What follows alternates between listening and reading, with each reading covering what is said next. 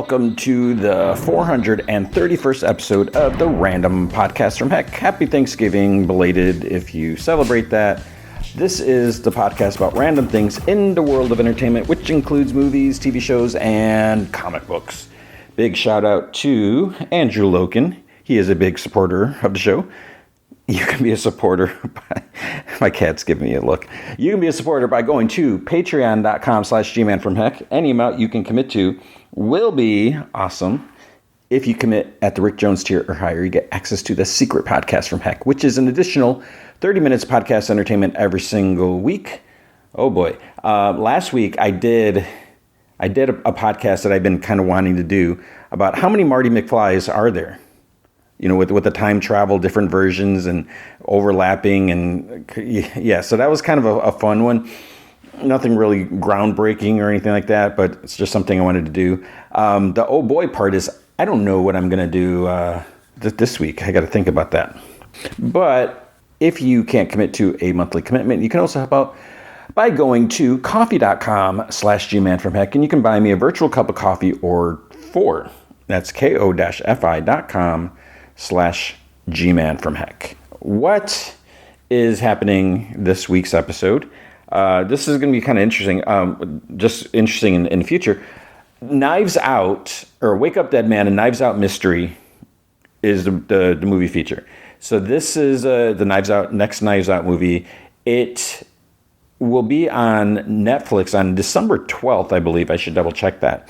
But it is open limitedly in theaters. The reason why it's be interesting is because I think that week, I don't know if there's got to be a movie coming out, but there's a week in December where I think there's nothing. Maybe. We also have Return of Stranger Things. So season 5, was it part 1, has dropped. And as you know, I'm only going to do the first episode. These episodes are like over an hour. I think this one was like an hour and 10 minutes or something, an hour and something. I think it was like 70 something minutes. And I think if I'm able to do like one per week, then it'll line up until part 2 gets released and so forth. So yeah, you know how I feel about that. It's just, when I do 2 episodes, because I can't just summarize things more concisely, it makes for like a big chunk of the podcast. And if you're not into that, then that's just a lot you gotta like pass over. But so one episode of Stranger Things, another episode of It, Welcome to Derry. My goodness, I love this show so much. And I don't know if it's the Pennywise stuff or it's a Dick Halloran stuff, but I'm really digging it. We have Pluribus. We have Adventure Time, Fionna and Cake. This was a crazy episode. They're all crazy. Yeah, and we got that. Comics, we'll try to do some comics from last week, if I remember, and some news.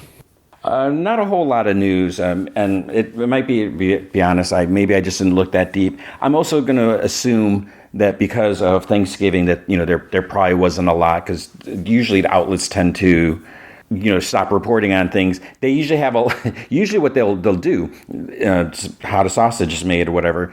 They'll have a lot of stuff pre-programmed. They'll get stuff, and a lot of times they'll do like evergreen stuff, which I've, you know, stuff that you can post at any time, or they'll repurpose stuff or whatever. What I notice is so annoying, almost as annoying as me complaining about it, is there's so many like Stranger Things articles, which is good in a way, because I always mention that a lot of these, not just Netflix shows, but often it's Netflix shows, when they dump the entire season at once, you don't really see anyone, you know, report on it, because it's like everything drops, people watch it, you know, the diehard people will watch right away. The rest of us are scrambling, trying to avoid spoilers and all that. And then no one ever really reports on it, because you don't really see, you know, episode by episode recaps, you know, kind of like the way I do on the podcast. I'm talking about, you know, printed stuff or whatever. You don't really see people talk about episodes by episodes, because it's that feeling that I struggle with. I feel like the people that really, really, really care would have already watched it. So now I'm like, you know, 4 or 5 weeks later, it's like it's old news. But what I saw, man, there's like some outlets, I won't mention any names, But when I just try to say, is there anything, big that came up? There's like so many insane amount of like Stranger Things posts. What about this? What about this? Why did this person not die? And thankfully the headlines are like redacted or spoilers or stuff like that. But you're getting hints of stuff that's happening. Why didn't Vecna kill this person? Oh, Vecna's going to face someone off and they're not going to die. Thanks. Spoiler right there. But then it's like, what about this? How come this didn't happen? Would this character came back and this and this?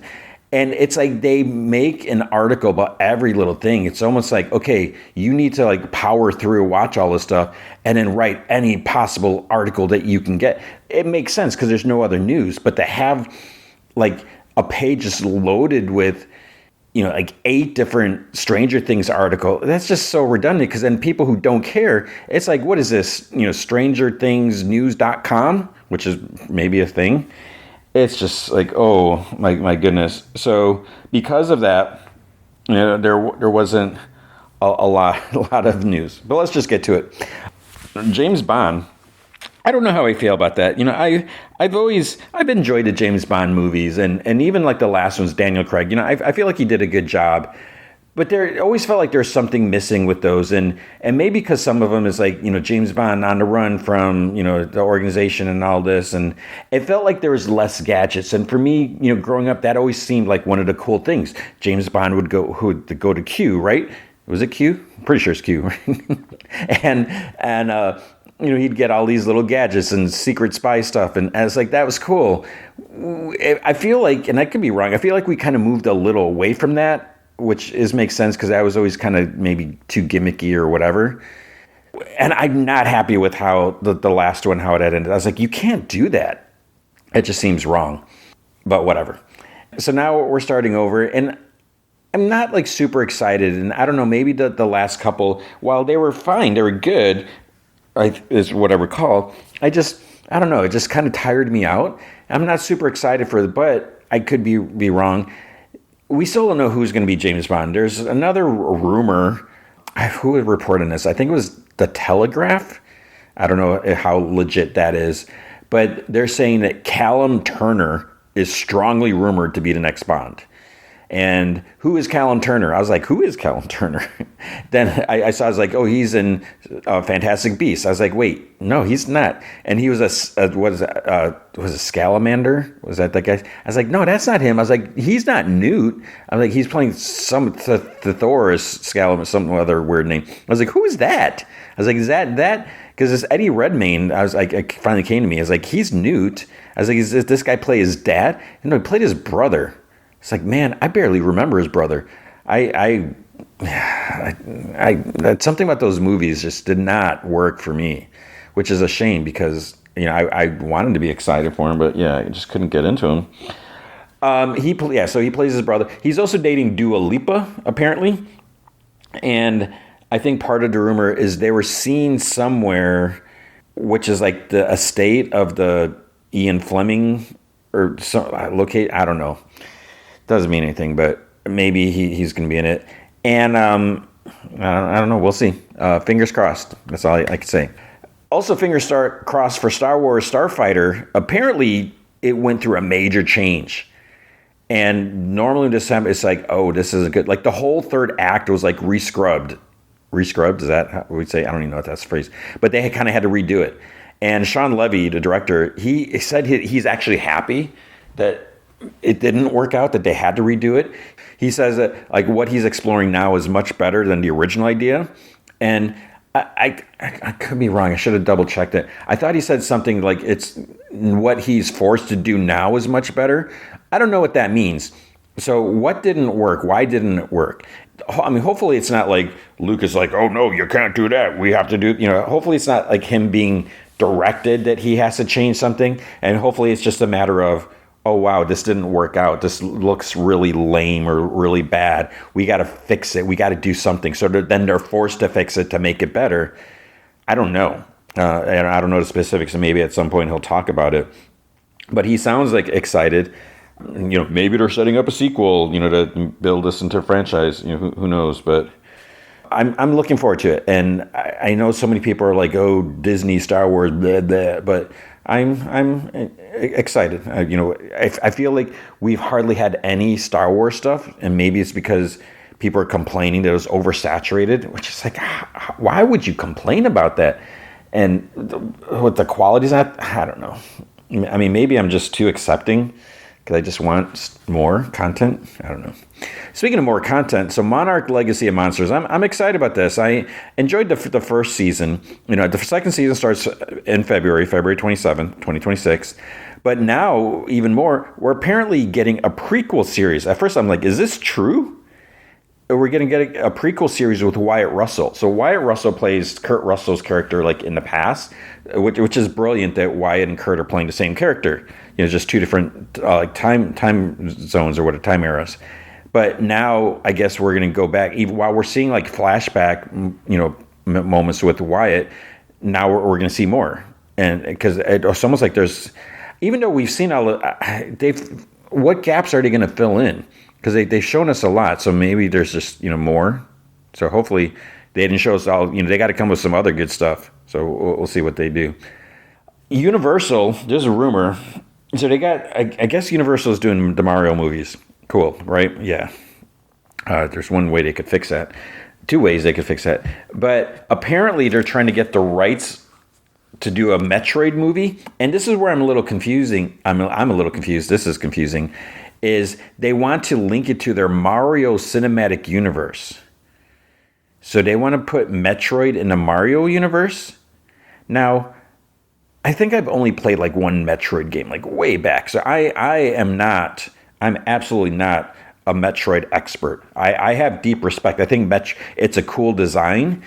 And, I think it's just a really cool character. And I love the fact that who Samus is. I've seen some really, really cool like cosplays, like people who have made like armor, like foam or whatever they make it out of.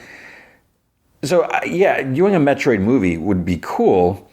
But if Universal is going to do it and tie it to Mario, so are they talking about doing a CG movie? Okay. I mean, yeah, that's going to be cool. I mean, the Mario graphics are so slick.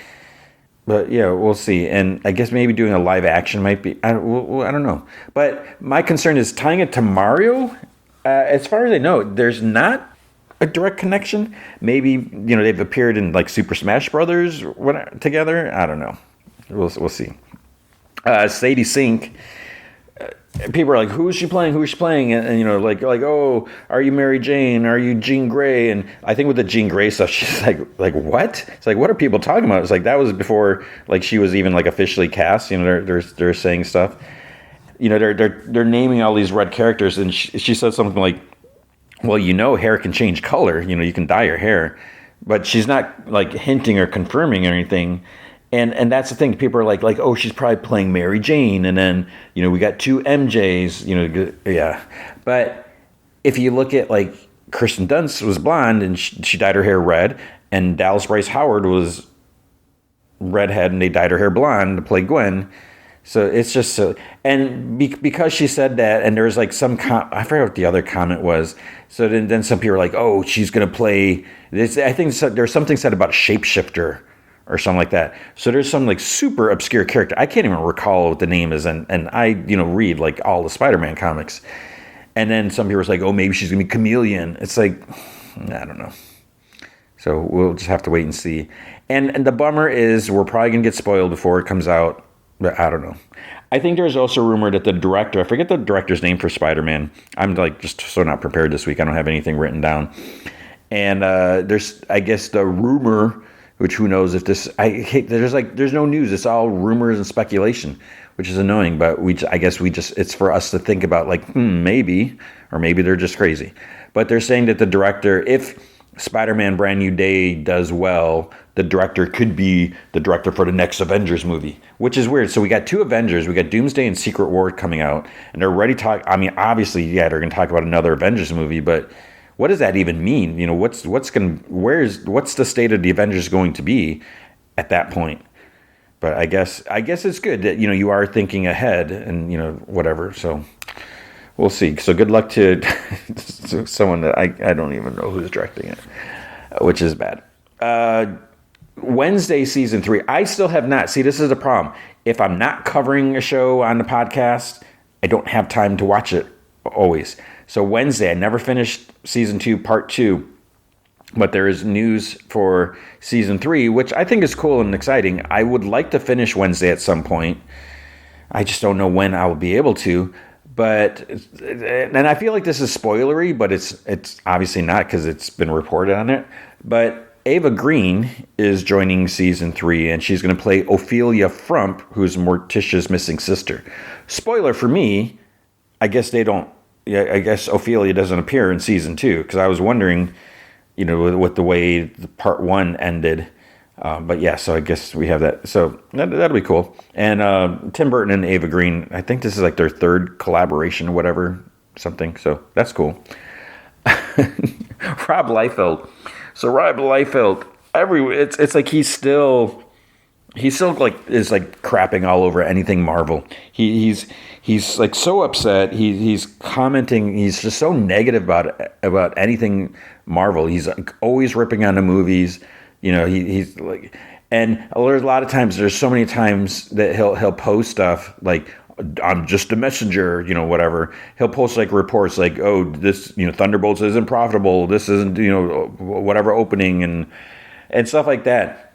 And what I don't understand is why, and it doesn't matter. So, okay, so he's mad at Marvel. So he's not a Marvel fan now. Okay. A lot of times you got people either DC fans or Marvel fans, one or the other. But regardless if you don't like one company or another, there's like no point, no value in celebrating the downfall of or whatever of another. If it's a comic book movie, why would you be celebrating it doing poorly? To me, as a comic book fan, I want comic book content. And, like if people are saying like, oh, the last Hellboy movie, which I still haven't seen because I don't even think my theater played it. But people are like, oh, it didn't do well, good, because blah, blah, blah, whatever. It's like, why would you cheer that? Or even like the last Crow movie, which I so did not want to see it, but I did end up seeing it. It didn't do well. I'm not celebrating that. I'm not cheering that it's like, oh, they shouldn't have made it because, Brandon Lee forever. But no, I understand why they're doing it, whatever and stuff like that. But to poop all over something is just it's silly. And a lot of people are saying that the reason he's upset is one. I guess he wanted like a special credit for Wolverine and Deadpool, like created by or something in the beginning or something like that. But they're like, no, they just put the credit at the end. With the other creators and stuff like that. And then apparently he was on the red carpet and Kevin Feige just totally like didn't even acknowledge him or something like that. And he felt that was like a public like shaming, like he's trying to diminish him or whatever, like insult him like publicly like that because apparently he's like horrible with comic creators. Maybe, I don't know. And then there's, of course, he and his family didn't get invited to the Wolverine Deadpool after party. And I think he found out like then. I still say with the after party, it's like, okay, you have a venue. How many people can it hold? 100 people, 200 people, whatever. And you got like all the people working on the movie, all the actors and all those people. They're going to get their invitations like, oh, you get a +1, you get a +4, whatever it is. And then you're going to have, it's okay, is he the creator, co-creator? I don't know. We're not going to argue that. But then him and his family, the picture I saw, there's like 10 people that he brought to some premiere. There's his wife. He's got 3 kids, right? 2 sons and a daughter. And then both his sons had like dates or something like that. There's like all these people that he's bringing. And I'm assuming he wants all of them into the after party, and they're like, well, dude, we're not going to give you a +10 when we're. I just don't know, and yeah. So whether he's creator or co-creator, he should get recognition. Absolutely. But the last thing, so he's crapping all over Fantastic Four, which I enjoyed that. I enjoyed Fantastic Four more than Superman. And I know I'm probably in a minority with that, but I just feel like a lot of the Superman stuff, like oh, I'm kind, so I'm punk rock, It's like just like throwing out the like, oh, this is punk rock, and it's like, I don't know, it just really bothers me. And with Fantastic Four, the last thing he commented how, there's an image of Galactus. He's like, looks so fake. The Marvel FX fell off a cliff. And it's just like, okay, it's how many months after the movie, and you're still like complaining about it? It's like, move on, dude. You hate Marvel, great. Why do you keep, giving him attention? And the funny thing was that the actor who played whatever Galactus, he posted a comment or whatever. He posted his tweet, and all it says was "rent free" with like the laughing tears emoji. Yeah, so I thought that was pretty funny. That's what we were reporting on it. And I feel for the dude. I get he's upset, but just stop. You're not doing Marvel anymore. You're not going to do covers and whatever. You got your Youngblood stuff happening, I think, right? That he's doing. Focus, pour your energy into that. Make sure it happens. Make sure it's consistent. Make sure it keeps coming out, because I feel like with like previous relaunches, it just didn't last, and I don't know. So, moving on. The last bit of news is James Cameron. And one thing James Cameron said, I don't know the exact specifics of it, but he said something like, I reported on this last week, but he said something that he doesn't feel like streaming movies should be eligible for like the Oscars or awards or something like that, which seems kind of insulting. I get to an extent, but so what about like Frankenstein or Knives Out? These some of the Netflix movies, and I'm sure it's not just Netflix. There's other streamers like HBO may do something original, or Hulu does original, Disney does original. So there's other people doing original content. Amazon does original content, but sometimes they get theatrical releases.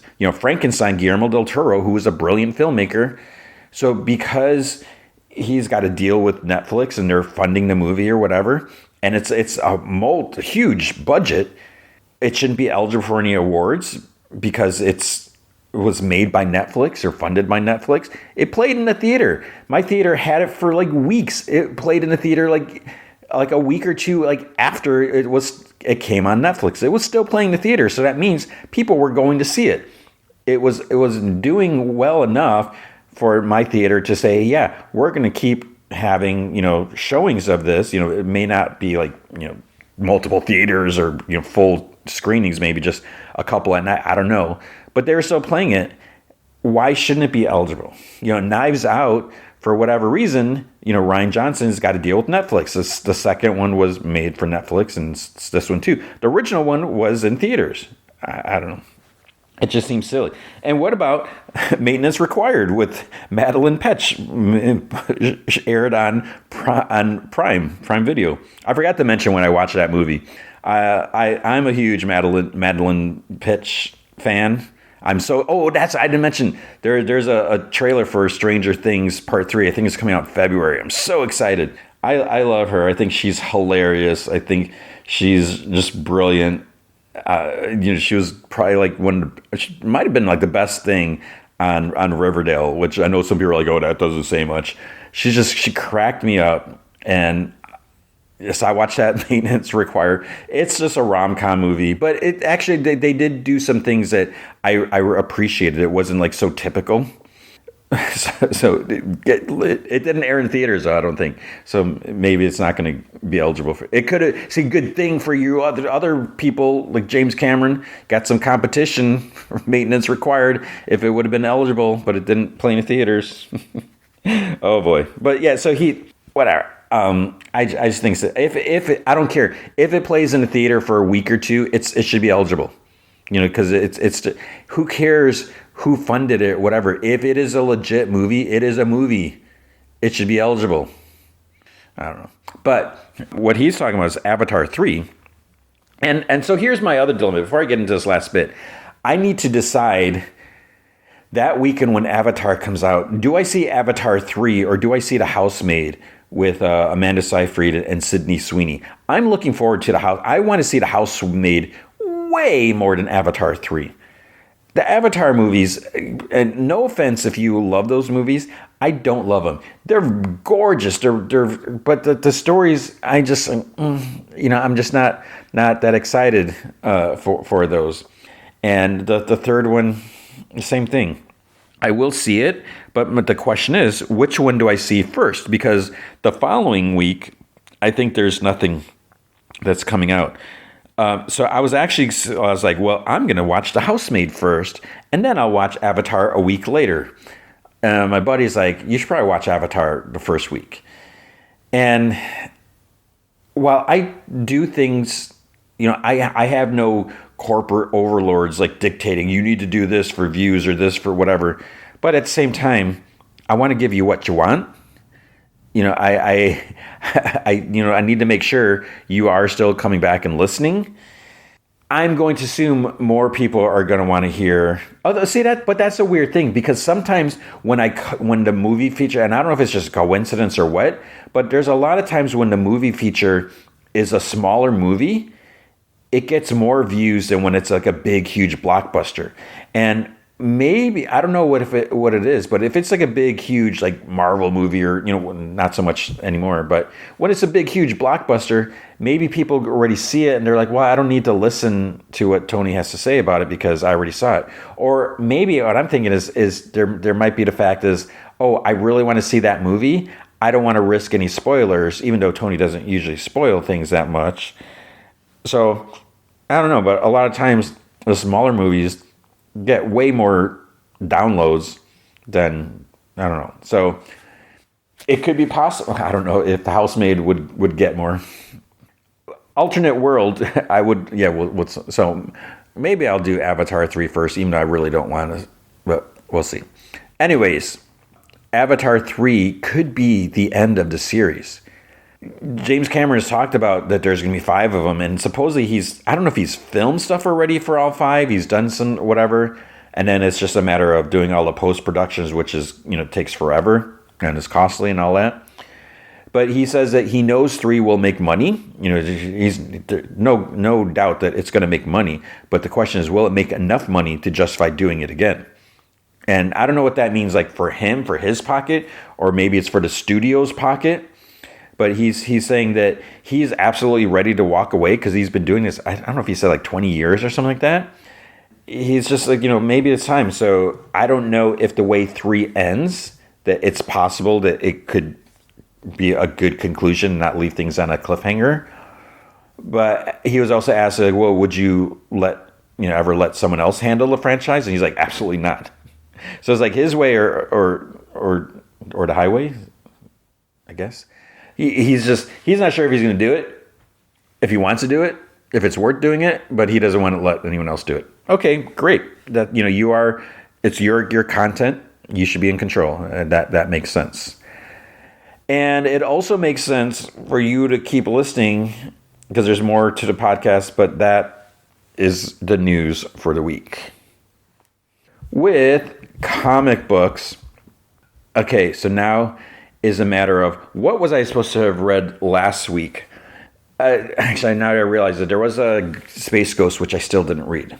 At Image, there wasn't a whole lot this week, but last week there was Exquisite Corpses number 7. So I read that, and it's pretty crazy. There's still a lot going on, a lot of deaths, and things kind of get like there's like well, I mean, if you read it, but there's like a big, huge, death. And so the idea, I feel like every week, it's like, am I supposed to be like, or every month, do I need to tell you like what the premise of the story is? Like, I've talked about it all the time. You have all these, there's like 13 families. They basically run the country, and they kind of buy out a town. They send all, their killers to go, and the last one standing gets to rule the country for like the next, I think, 5 years or something like that. So they got all these like crazy killers, all these colorful characters, really cool and all that. But there's a lot of deaths, and the people in town, they have no idea what's going on. And the fact this is happening like on Halloween kind of adds to the mystery because you got all these who you don't notice all these odd people because everyone's wearing costumes in it. So we've seen, so one of the things I think is cool is there's like all these characters that James Tynion and Michael Walsh have created all these different killers, but boom, they're dead. They're getting killed, right? People are dying. Multiple characters are dying per issue. And it's like all that time to develop, create this character, and then you're killing them off, which, okay, and in this one, there's like this big gathering, and then there ends up, spoiler, there's a big explosion. It's like, wait, who just died? Who survived? What's going on? And yeah, so there's some interesting things there. There was also that final boss, which I was curious to read. So this is by Tyler Kirkham, who is the writer and does the art with David Miller. And I don't really know. I feel like almost we're like coming into while the story's playing. I'm pretty sure this is brand new, but we got this dude. He was like he's sort of like a government like bodyguard, like agent or something like that. Something goes wrong on one of his jobs. He mentions it. But, there was a death, so he was kind of like let go. So now he's just trying to survive on his own, trying to figure out what he's going to do. And, he's doing like some Fight Club type stuff and, getting kind of beat up in that, taking these, odd jobs, protection jobs and whatever things.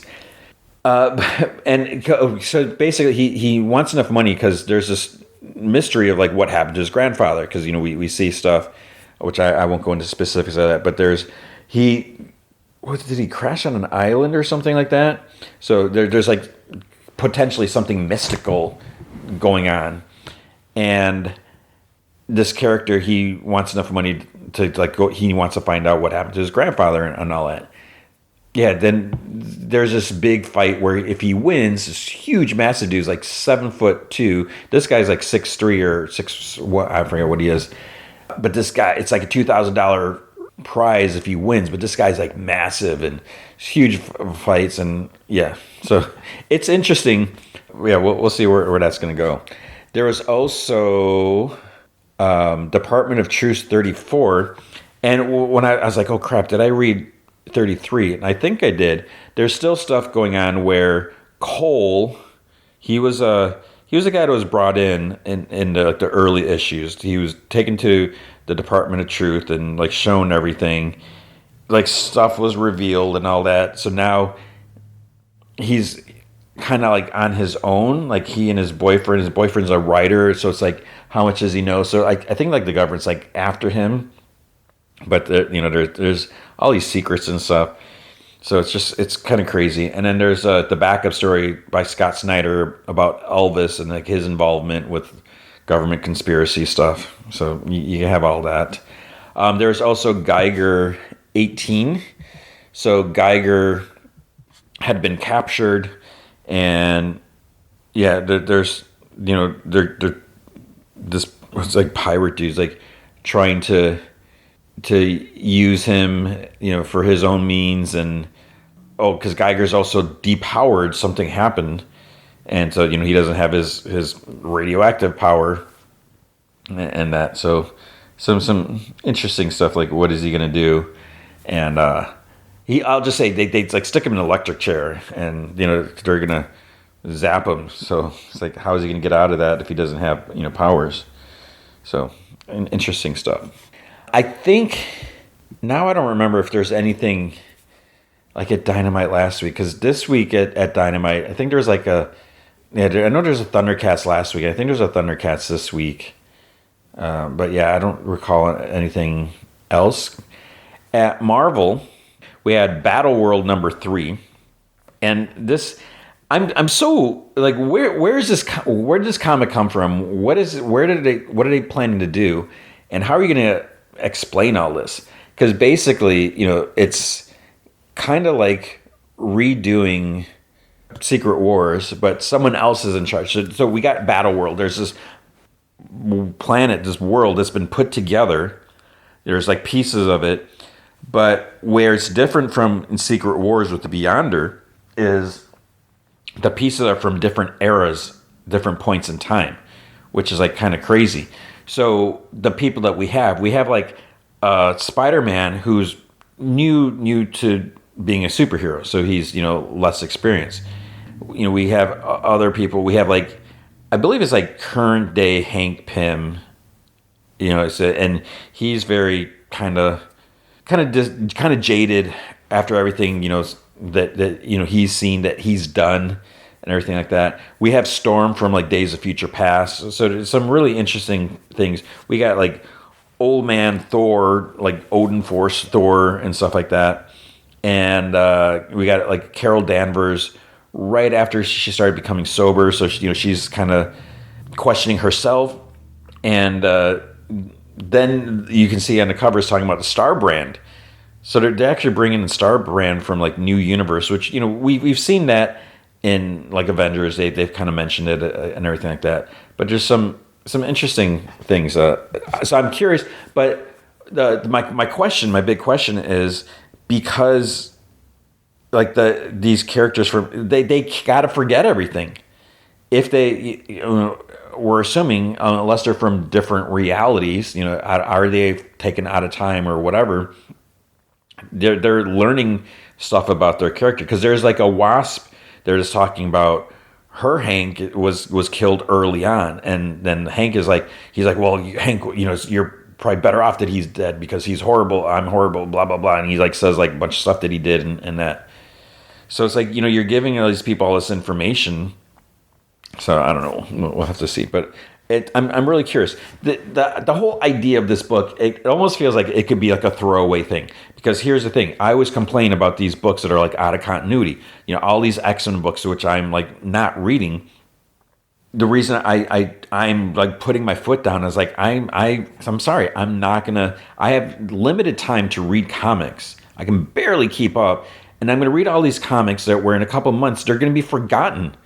Because what lasting impact is there going to be?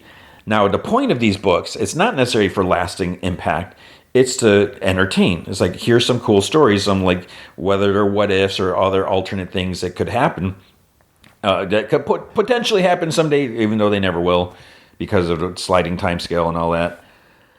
The purpose is it's supposed to be cool stories and entertaining, but I'm not finding them that entertaining personally. Doesn't mean they're not.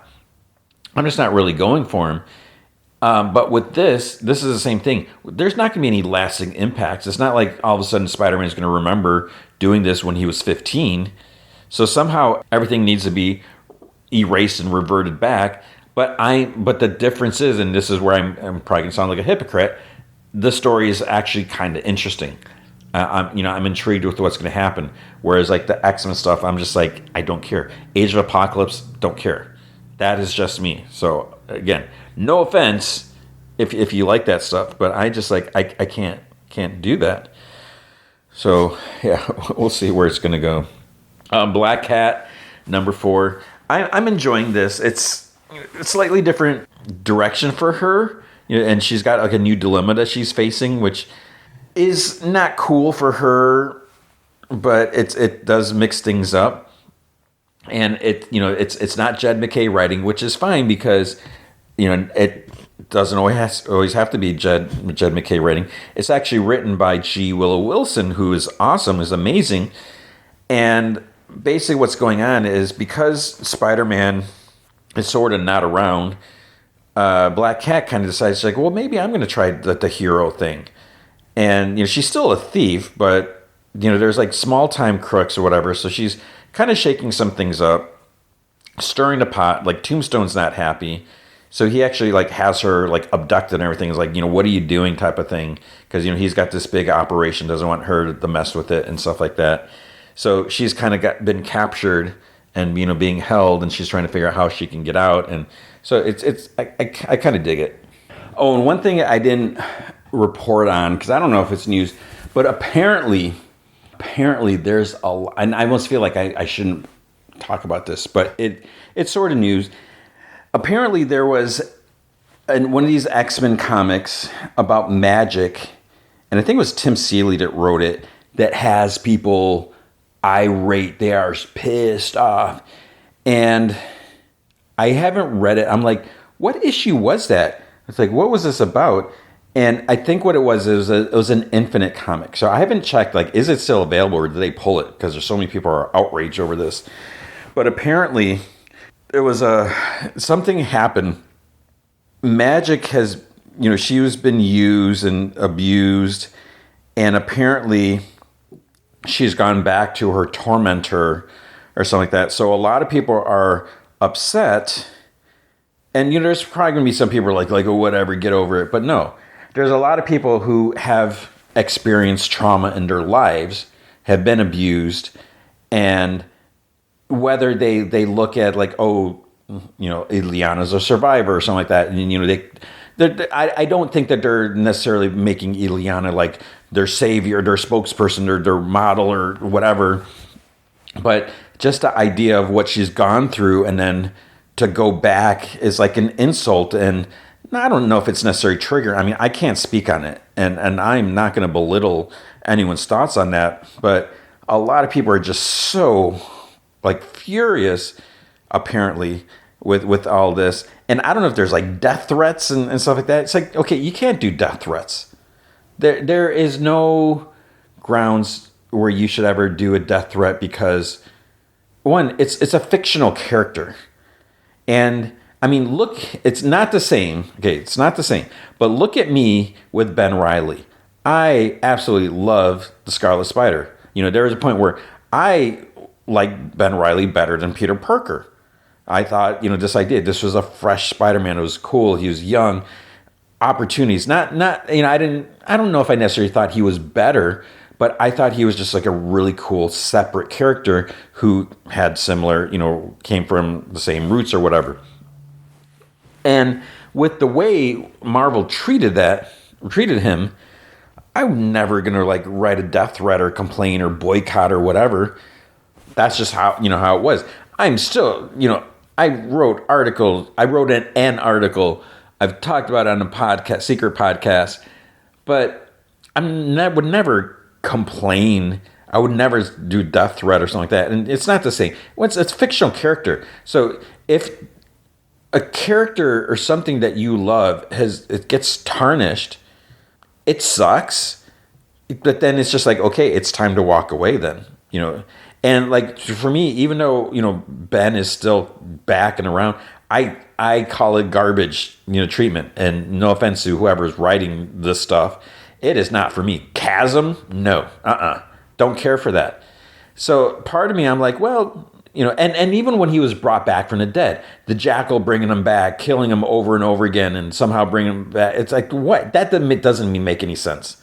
And then it's like, oh, he's going to come back. He's going to pose as a Jackal, as a guy who killed him 27 times and forced him to relive these deaths. And that doesn't make any sense. So now Ben Reilly, who is essentially Spider-Man, Peter Parker, here's my rant.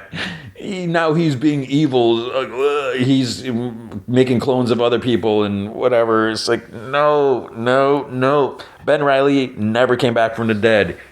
And my other thing was like he was never killed to begin with, and now I'm going the other way. So, yeah, I don't know. I'm curious about the issue.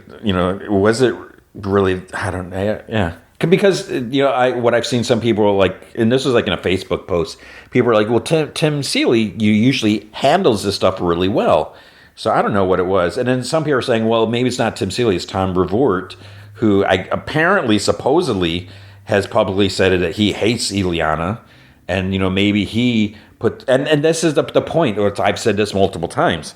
A lot of times Bendis has gotten flack, Jeff Loeb has gotten flack over like stuff that they've written. But I always say you can't just blame the writer. It's not like the writer is sneaking into the Marvel office, writing something down, and then somehow getting the comic printed without anyone realizing what they're doing, and then sending it off the printers. It's like, no, it doesn't work that way.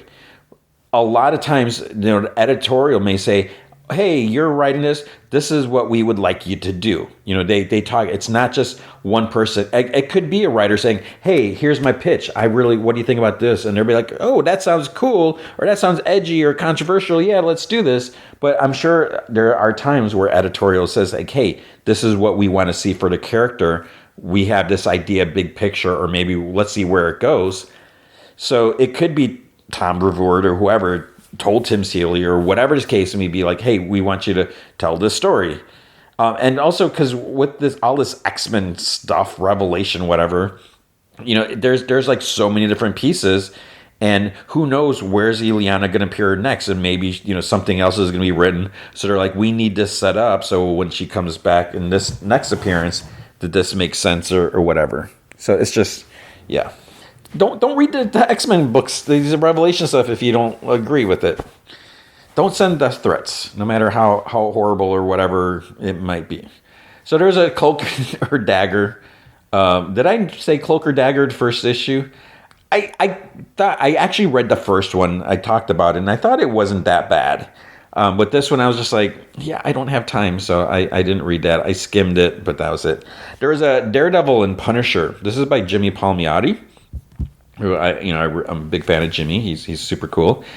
Tommaso Bianchi does the art, and this was a decent read. I really like this. A lot of times with like Punisher stories are kind of hard sometimes to read, because it's hard to back a character who just like murders people, even if they're evil or whatever. But this was I like this. Matt this is probably out of continuity. I don't think it's a Marvel Knights, no. But Matt he's a lawyer, and Foggy's there. They're on good terms, but yeah. So there's some good interaction. I enjoyed it. Sorry, Jimmy. What I enjoyed even more was the backup. I forget how many pages it was. So it was a few pages. There's a Chris Girusso. Oh my gosh, the mini Marvels, they are so hilarious. And I don't understand. It's not just that I love Chris so much, but he's like the only one that can, he's so freaking hilarious. And the stuff he does with these characters, it cracks me up. And there's been the times where like they've tried doing mini Marvels with someone else writing it. It just doesn't work. So I love it still cracks me up when I think about what he did in this one. So that was really good. I did read, I gotta remember what I read last week. There was Punisher from last week, which I'm not super digging it. So Punisher's back, but Kingpin got like some chip or something installed in Punisher, and he's like able to control him. And I don't like that, but that's what like Frank is trying to fight it. Can he fight it? So that was interesting. What else did I should probably look at what else I read last week. There's also Ultimates. Ultimates is fine. It's all about, basically Iron Lad is putting out the world to everyone, saying like, this is what's happening. The Maker has been manipulating all this, all these people, and we're all Ultimates now, and resist and all this stuff. So that was fine. I don't remember if there's something else that I read last week. Back to this week. So we had, what do we have? We had Cloak or Dagger, Daredevil, Expatriate, X-Men. Again, I'm sorry, I'm not going to read these. The Infernal Hulk. So reading this, we got a new creative team, right? We have Philip Kennedy Johnson. Actually, I don't remember who the writer was before. I believe Philip Kennedy Johnson is now exclusive to Marvel. I saw press release where he signed an exclusive. So congrats to him. This is continuing from sort of the last one. Basically, Hulk has been taken over by this demon entity thing, and now where is Banner? I have no idea, but Banner's not in control. This other thing is, and this book is pretty gruesome, pretty violent, where this thing in Hulk's body is just causing havoc and damage, and so and that's interesting, all that, but it just bothers me because now it just tarnishes the Hulk's name again, and so many people hate the Hulk. Hulk is never going to be a hero, which whatever, he doesn't care about that. But how do you say, oh, that wasn't Hulk? Hulk was possessed by an evil demon or something like that. People are like, what are you talking about? That's not true. Or that evil demons aren't real, even though look at the world they live in. So yeah, it's just so hard. Okay, then Marvel Zombies 3. This so Marvel it's weird that like Marvel Zombies and Battle World both come out like the same week, and they're both like out of continuity books. And I have to say, with Marvel Zombies, it's kind of ambitious in a way, because when I first heard it, was like, oh, we got another Marvel Zombies book, and I'm just like, because in the beginning it was fun, it was exciting, and then it just became kind of like almost like a parody. It was just too hokey. But what's crazy here, and I mentioned this I think last time, is we have Marvel Zombies and we have like Secret Wars, and it's just like insane that you're combining the two, and with these stories, it's like anything goes. And this is like one of the red band title. That means things get very gruesome and violent, and no one is safe. So it's like you got all these heroes, and things are just not going well for them. And you see Thanos is on the cover, so now you have Marvel Zombies, you got Secret Wars, and then Thanos. But it's like it's interesting, like what happens with Thanos here. Like that's all I'll say. And so I'm enjoying this series. We had Punisher. This is number 2. I didn't read this, so this is the Marvel Knights Punisher, and I feel like these books, even though I love Jimmy Palmiotti, some of the Marvel Knights, there's something about him that, and maybe because I somehow missed out on Marvel Knights the first time around, and I get that they're a little more, I would say it's like sophisticated. They're a little more violent, a little more mature. But the thing is I'm just tired of Punisher. So I probably will, go back and check this out, because, I'm just curious to see, what Palmiotti is going to do. We also had Star Wars Boba Fett, Black, White, and Red, number 3. So I mentioned I didn't read the first issue. I probably should. I don't remember who wrote it. Second issue, I don't remember who wrote it, but I did enjoy it. Sorry. This one is written by Ethan Sachs, and Juan Jose Rip does the art. So that's pretty. I like his art. So I looked at the preview pages from it. It looks cool. I'm curious to see. Can you tell another cool Boba Fett story, or is it just going to be more of the same? Because I feel that's the key. That's the trick. Then Immortal Thor number 4. I was a little confused with this issue, and it's mainly because I've missed out on so much Thor stuff. So this mainly takes place in Asgard, and I'm like, why does Thor have brown hair? So apparently, this is news to me. Apparently, this is supposed to be Thor's son. And part of the thing is because Thor is supposed to be dead, and so they're talking about who's going to be the ruler, and who does the power bestowed upon?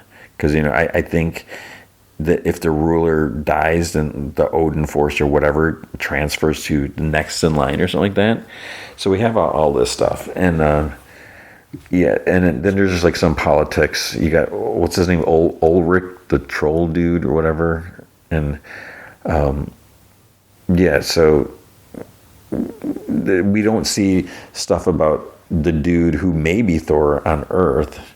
But yeah, this was interesting, and it kind of educated me on some of the whatever goings on with Thor. I won't mention. I mean, you probably know if you've been reading Thor. But I was like, what is this guy's name? And I might have missed it if they mentioned it at the beginning. Because at first I was just like, oh, we're in Asgard, and I struggle with the Asgard stories.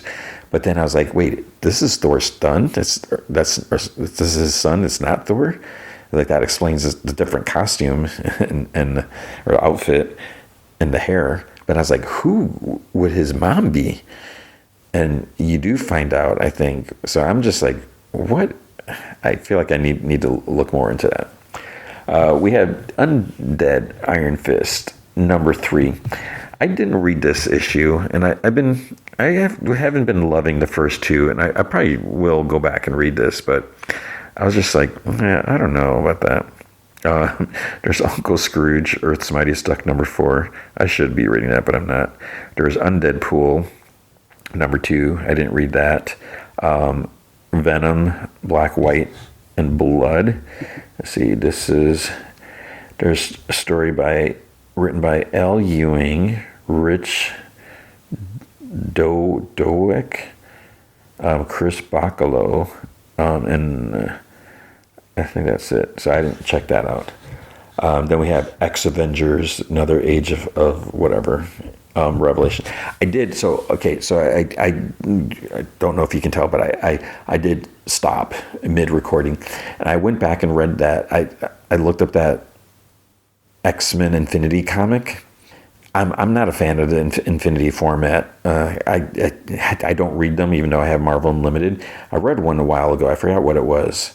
I think it was a X-Men one, and it was interesting how it's just like, it keeps scrolling. You don't get pages; it just keeps going. So it's interesting.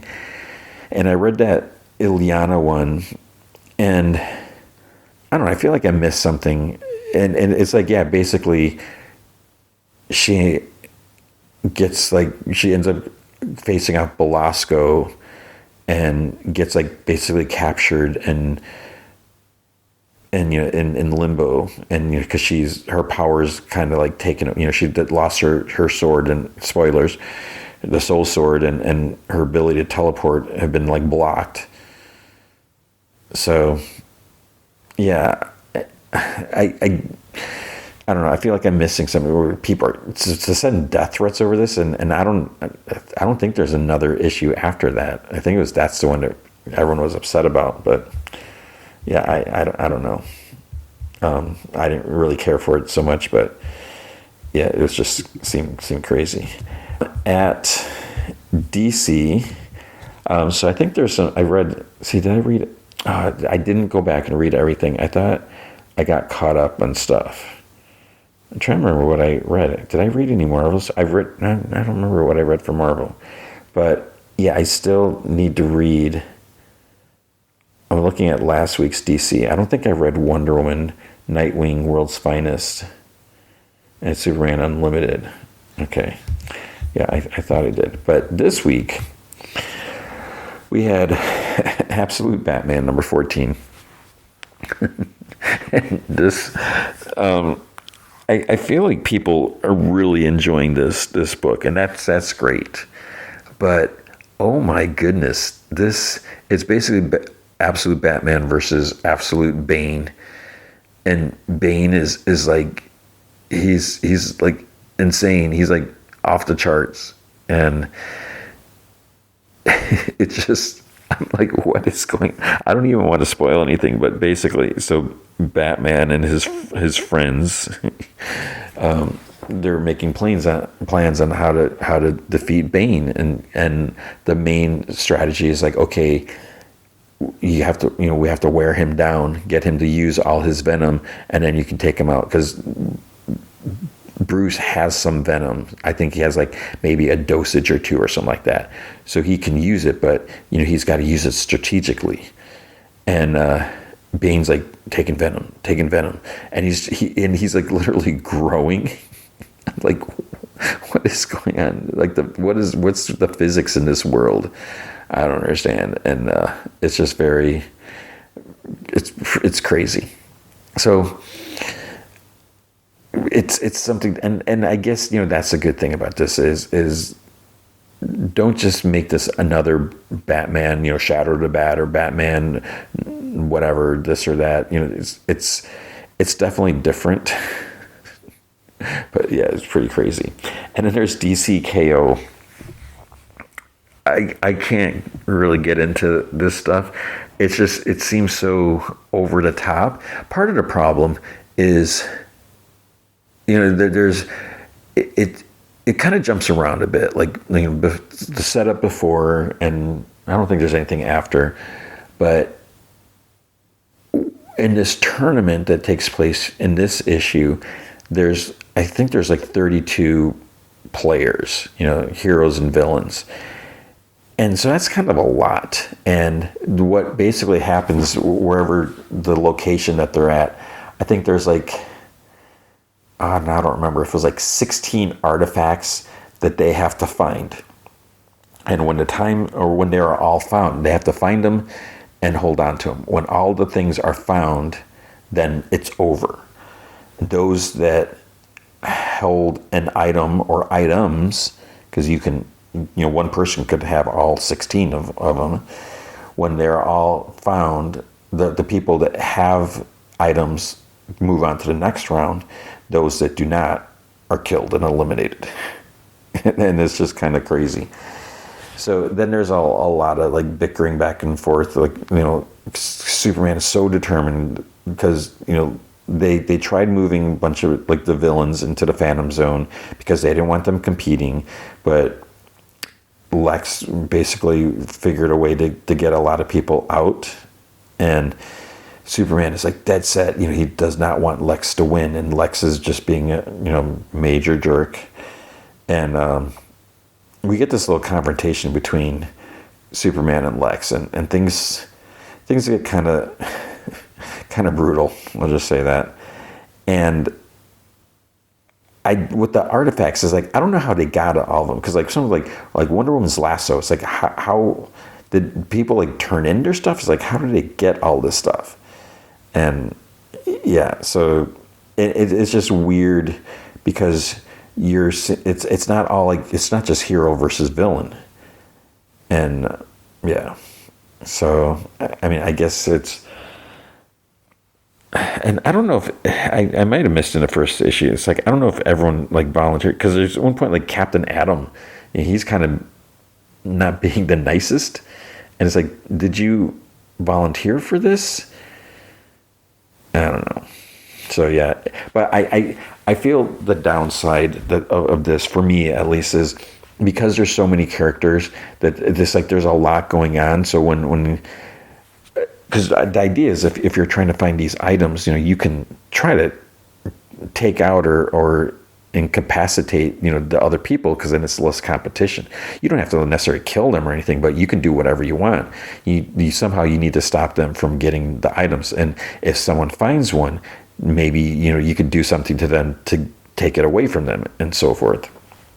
So there's just a lot of times, I think there's even some characters like, wait, what happened to this character, and then some characters are getting killed, and it's just, that's the whole silly thing. It's like, there's no way you can kill these characters, so everyone's somehow going to get brought back. I don't know, and that's what kind of takes me out of it a little bit, because you have stuff like this, and then you look at like Detective Comics, and it's like, oh, this is like a normal story. It has nothing to do with this big, insane tournament.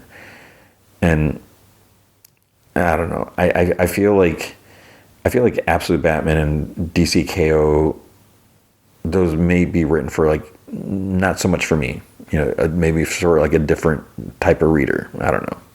And I'm not trying to sound snobby or anything like that, but it's just, yeah. So, but if people are enjoying it, that's great. I mean, there's a lot to enjoy.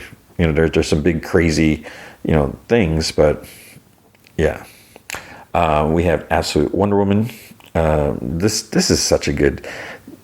I have to say, this is my favorite Absolute, title, and just what Kelly Thompson. I can't quite put my finger on her, but it's just so interesting, just everything that happens. And yeah, I don't even want to give anything away with this issue, but it's just, yeah, read it. Justice League Unlimited. This I think this is supposed to be a KO tie-in, and you got like some of the time displaced heroes going off on a mission, and some of them are sacrificing themselves or not quite making it. And I think, I'm trying to remember, but I think it was said in the last issue, part of it is they're no, I just forgot the word, disposable. I think what it is they're displaced, but I don't think they can necessarily go back to their time. I don't think it's. I think something has happened where they've been pulled out, but somehow replaced or whatever. So if they get killed, it's not like it's going to change things, because I think they've been pulled out, and I think I feel like there's something like that, because there's definitely some injuries, major injuries, things happening here. Then we had Superman 32, and I'm trying to remember what happened with this. Was this more Lex and Superman? I'm trying to think, was there more of this story, or I'm getting confused between what happened here and what happened in DCKO, because there's more stuff with, like, at the Fortress of Solitude and fighting. My memories just kind of blurring them together. Detective Comics 1103. This, I really enjoyed this. We got interesting story, great art, and basically it's nice because it's not just Batman working solo. He's like kind of relying on others. He's in the bat plane and he's like unconscious, and Oracle's like, she contacts, gets a hold of Superman to, I think she calls Lois or somehow, but Superman goes out to find him. And then, Bruce is actually working a lot with Lois to get, some of her leads, because he needs to, get a hold of her. He kind of needs to use her contacts at Star Labs, because he needs to find out, what's going on. And I don't know, it's just, I found it like interesting, and it's a little different, not your typical, Batman story.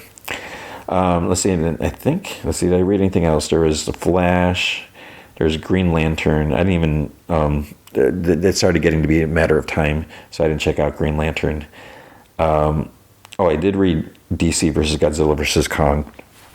So more, it's just craziness. And one of the Titans is working with the heroes again, so that was kind of cool to see, instead of like the heroes fighting against them.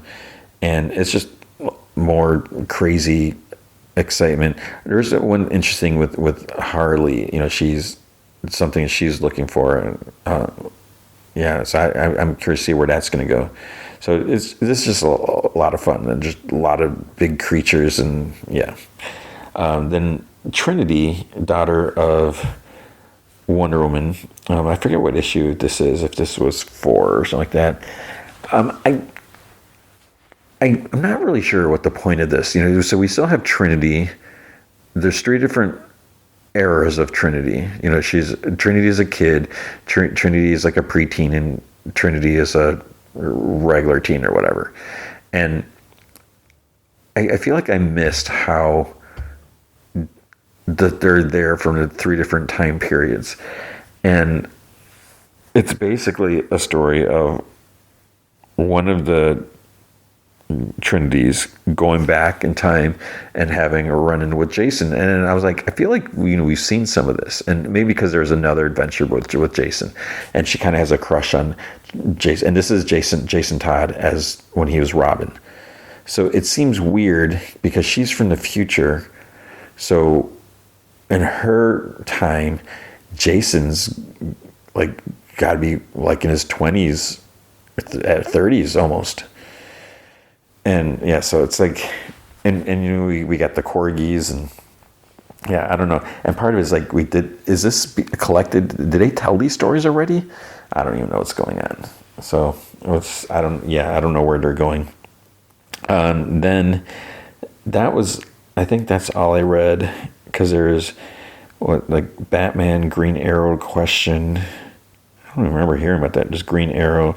There's a Immortal Legend of Batman. I'm curious about that. At some point I'll read that. Harley Quinn 56, and then I think there's Kissing Santa Claus. So I saw I don't even know what that is. Ma Hunkel Kissing Santa. Yeah, that is it. So yeah, there's still some stuff that I need to get caught up on. I thought I got caught up on everything, and I feel like I don't know if I said, oh, did I mention, I don't think I mentioned it, but I did read Racer X, and now I should have mentioned this at the beginning. I did read Racer X 3, and I'm enjoying it. Like my love for Speed Racer and all that. So I just love seeing that. The thing here, it's like all the bad guys, they're like gunning for Speed because he's winning all these races, so they kind of want to take him out. And that's the crazy thing about these races is it's like anything goes, where you can be violent, you can try to murder other opponent. It seems crazy that's okay, and they're kind of gunning for Speed. But then they've commented, they're like, oh, Racer X is keeps protecting him. So I feel like it seems like, from what I recall of the show, which I absolutely love, and I've watched the episodes so many times, is it was a little more subtle when Racer X would help Speed, and it wasn't as obvious. So now, because so far, I think we're only 3 issues in, and it just feels like Racer X isn't even trying to win. He's just there to protect Speed. Where in the show, I think there are some times where Racer X would beat Speed Racer, as it should be. You can't have Speed winning all the time, and if Racer X isn't winning, then what does that say about him as a racer? So yeah, but there's some cool stuff. And we have also had Gotcha Man, and I don't know what it is about that. It's just the character designs, and then now we got the evil Galactor's, it's like science ninja team that he kind of like brainwashed them and that. So yeah, there's a lot going on there. And I think that was it. I'm trying to think, because I did, like I said, I paused and I did some more reading. I don't know, there might be more, but that is going to be comic books for the week. Okay, Pluribus, Season 1, Episode 4, Please Carol. And it happened. This happens a lot. Like after I look at, okay, this is the title of the episode. I watch and everything, and and then it's not until like right before I'm gonna record when I'm like, okay, I wrote down, what am I supposed to say? It's this episode. This is a title, and then I'm like, that's why they called it that. I don't always think about it, but sometimes it's like, okay, that's interesting. So Please Carol. It starts off. We see some dude, like, I don't know what I'm still not fully sure what he's doing. He has like a kitchen timer, and he's writing like these numbers down in a book, and he has a radio on. It's like a radio transceiver, not like a music radio. Like at first I was like, he's checking radio station, communication channel, something. And then you realize this is that guy, I think his name was Monosos or something like that. He's a dude in Paraguay who is at the, what is it called? Self-storage place. And it looks like he's running out of food because he goes to the trash, takes out this big tin, and he pries the lid out, and then he like looks at it and he starts like licking the bottom. He looks out the window. There's someone out in the street, and it's like they're outside of like a VW Beetle, and it's like they're putting something out. So they're putting food down for it, and obviously he's like refusing to eat. So this is the guy. He's the only one in the area who wasn't affected by all of this stuff. And they've mentioned that he's not talking to them, so he doesn't trust them. They're putting food out, so it's like he's eating, licking a tin of whatever he had. The lady gets in her VW Beetle, she honks, she waves in his direction, and she drives away. So he's like in his whatever place. He grabs like a tire iron or something, had a chair like pried under the door, so he moves it. He goes outside. There's like a chain linked fence with a chain, locking it. So he kind of lifts the cover over the delivery stuff. He sees it's like a plate of food, and then he pushes it over with the tire iron. He just like pushes it, goes back inside. As he's walking, he pauses like outside a storage unit, and then inside he's writing a note in Spanish. It says, "To all our customers, management was obligated to open your units. Restitution will be made. Apologies." So he's like cutting the locks off of, several different storage units. He's, probably looking for food, right? And then we see he's got his stuff laid out. It looks like he only found like 3 cans of something. It might be like a tea bag, a little jar of something, a few packs of sugar, and then this like sort of, I don't know if it's like some sort of like jelly drink type thing. It's like it's sort of like in a pouch. You just squeeze it like I don't know what it is, some fruit thing. And then he also must have had a pack of creamer because he has that. And then with the cans are dog food. So he opens one. The phone rings. He's like staring at the can, grabs a spoon. Phone stops ringing, starts ringing again. He picks up and listens. And this is when Carol called from the plane because her voice is like, "Hola, señor, me llamo," and he hangs up. So this was the first time she called. Then he goes back and sits, eats a spoonful. And it's like taking him a long time to chew it or whatever. But, he's doesn't seem grossed out or anything because he's probably so hungry. But he's also not like scarfing it down. But he's come to terms. He's eating this. Phone rings again. He gets up, answers it. "Hola, yo soy Carlos Sturka, estoy de los United States." And then he yells for them to, leave him alone, hangs up, scoops another mouthful of food. Eats it. Eats this one faster. A third spoonful. Eats it. Fourth. Phone rings again. He gets up, answers the phone. He's like ready to, yell again, the curse, whatever. But Carol curses him out first. This is when she, yells at him and hangs up on him. And he's like a little confused. And then he goes to like I think it was a different like notebook. But then he writes Carol ? S Turka because she said Carol Sturka. So he wrote ES space Turka. And then we get the timer, 7 days, 8 hours, 42 minutes, 28 seconds, and it's counting up. Carol's walking outside. She still has like blood on her shirt from the explosion, the grenade. She goes to a car in front of the hospital. She like looks inside, gets in. Car's a little smashed. When she starts it, the music's playing, but it seems like a little warped. So I don't know what's going on there. She turns off, gets out. And then she sees like a state police like squad car. So she takes it. So she's driving, then over to radio. "Hi, Carol, can you hear us? If you feel like responding, all you have to do is pick up the handset and speak into it." It almost sounds like Zosia. I don't know if she's in the hospital, I don't know if she'd be able to call them. So it's probably someone else. But because, they're all the same person. So you're like, pick up the handset. It's got a, push the talk button. And it's like, it works just like Adam 12. Remember how you used to love that show? She picks up the handset right away. She's like, "What?" And they're like, "Oh, hi, Carol. You left the hospital kind of quickly. Is everything okay?" And she's like, "Yep, yes."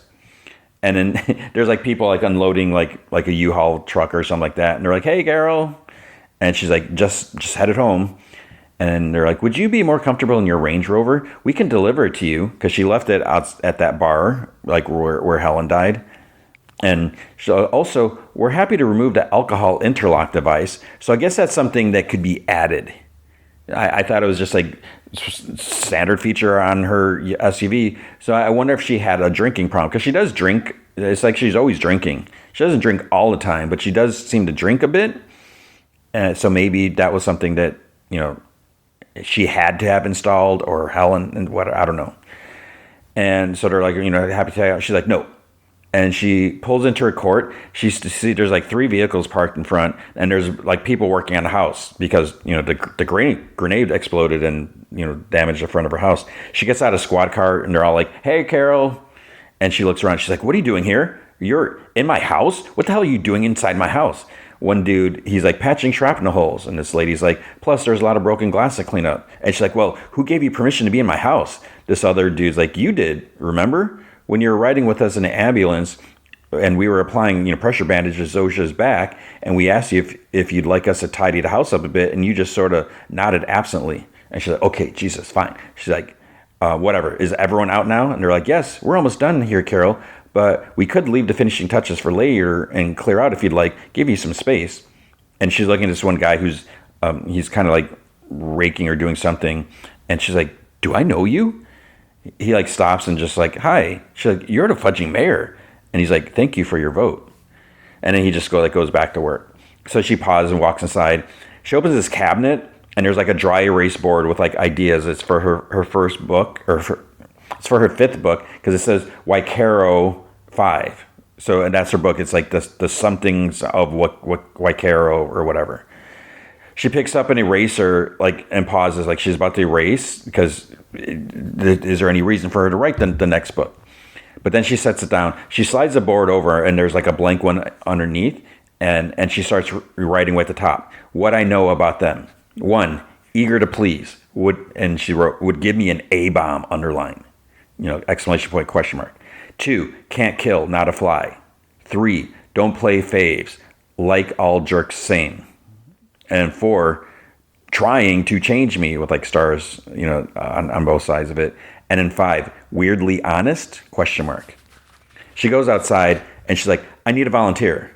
The mayor like kind of steps forward. She's like, not a politician. And she's like, you, shorty. But it's like this tall dude, like in kind of like a biker's, like a bicyclist outfit. It seems like. She's like, the rest of you take a coffee break or whatever floats your boat. She brings him in the dining room. She asks to take a seat. She asks what his name. He's kind of confused, and then he's like, this individual went by Lawrence J. Kless, or Larry to his friends, of which he had many. And she's like, whatever. She's like, just have a seat. So they're sitting at like her dining room table. She's like, do you like my books? And he's like, we love your books. So she's like, what do you love about them? And he's like, everything. Your books are an expression of you, and we love you. And she's like, need you to be more specific. Character arcs, plot turns. And he's like, oh, yes. We love the character arcs and plot turns. And then she's like, which ones? And he's like, all of them. So Carol's like, no offense, Larry, but I think you're BSing me. Sounds to me like you haven't even actually read my work. And he's like, oh, but we have. Gosh, where do we even begin? In your first novel, we greatly admired the description of Lusaka's gown on page 2. So it's like, is someone reading it right now? Gossamer threads of the finest Shang silk shimmered like spun gold, as if the sun itself were showering Lucas's shoulders with resplendent kisses. And he's like, that made quite a few of us tingle. And she's like, okay, huh. And she's like, how would you say my work compares to Shakespeare? And he's like, equally wonderful.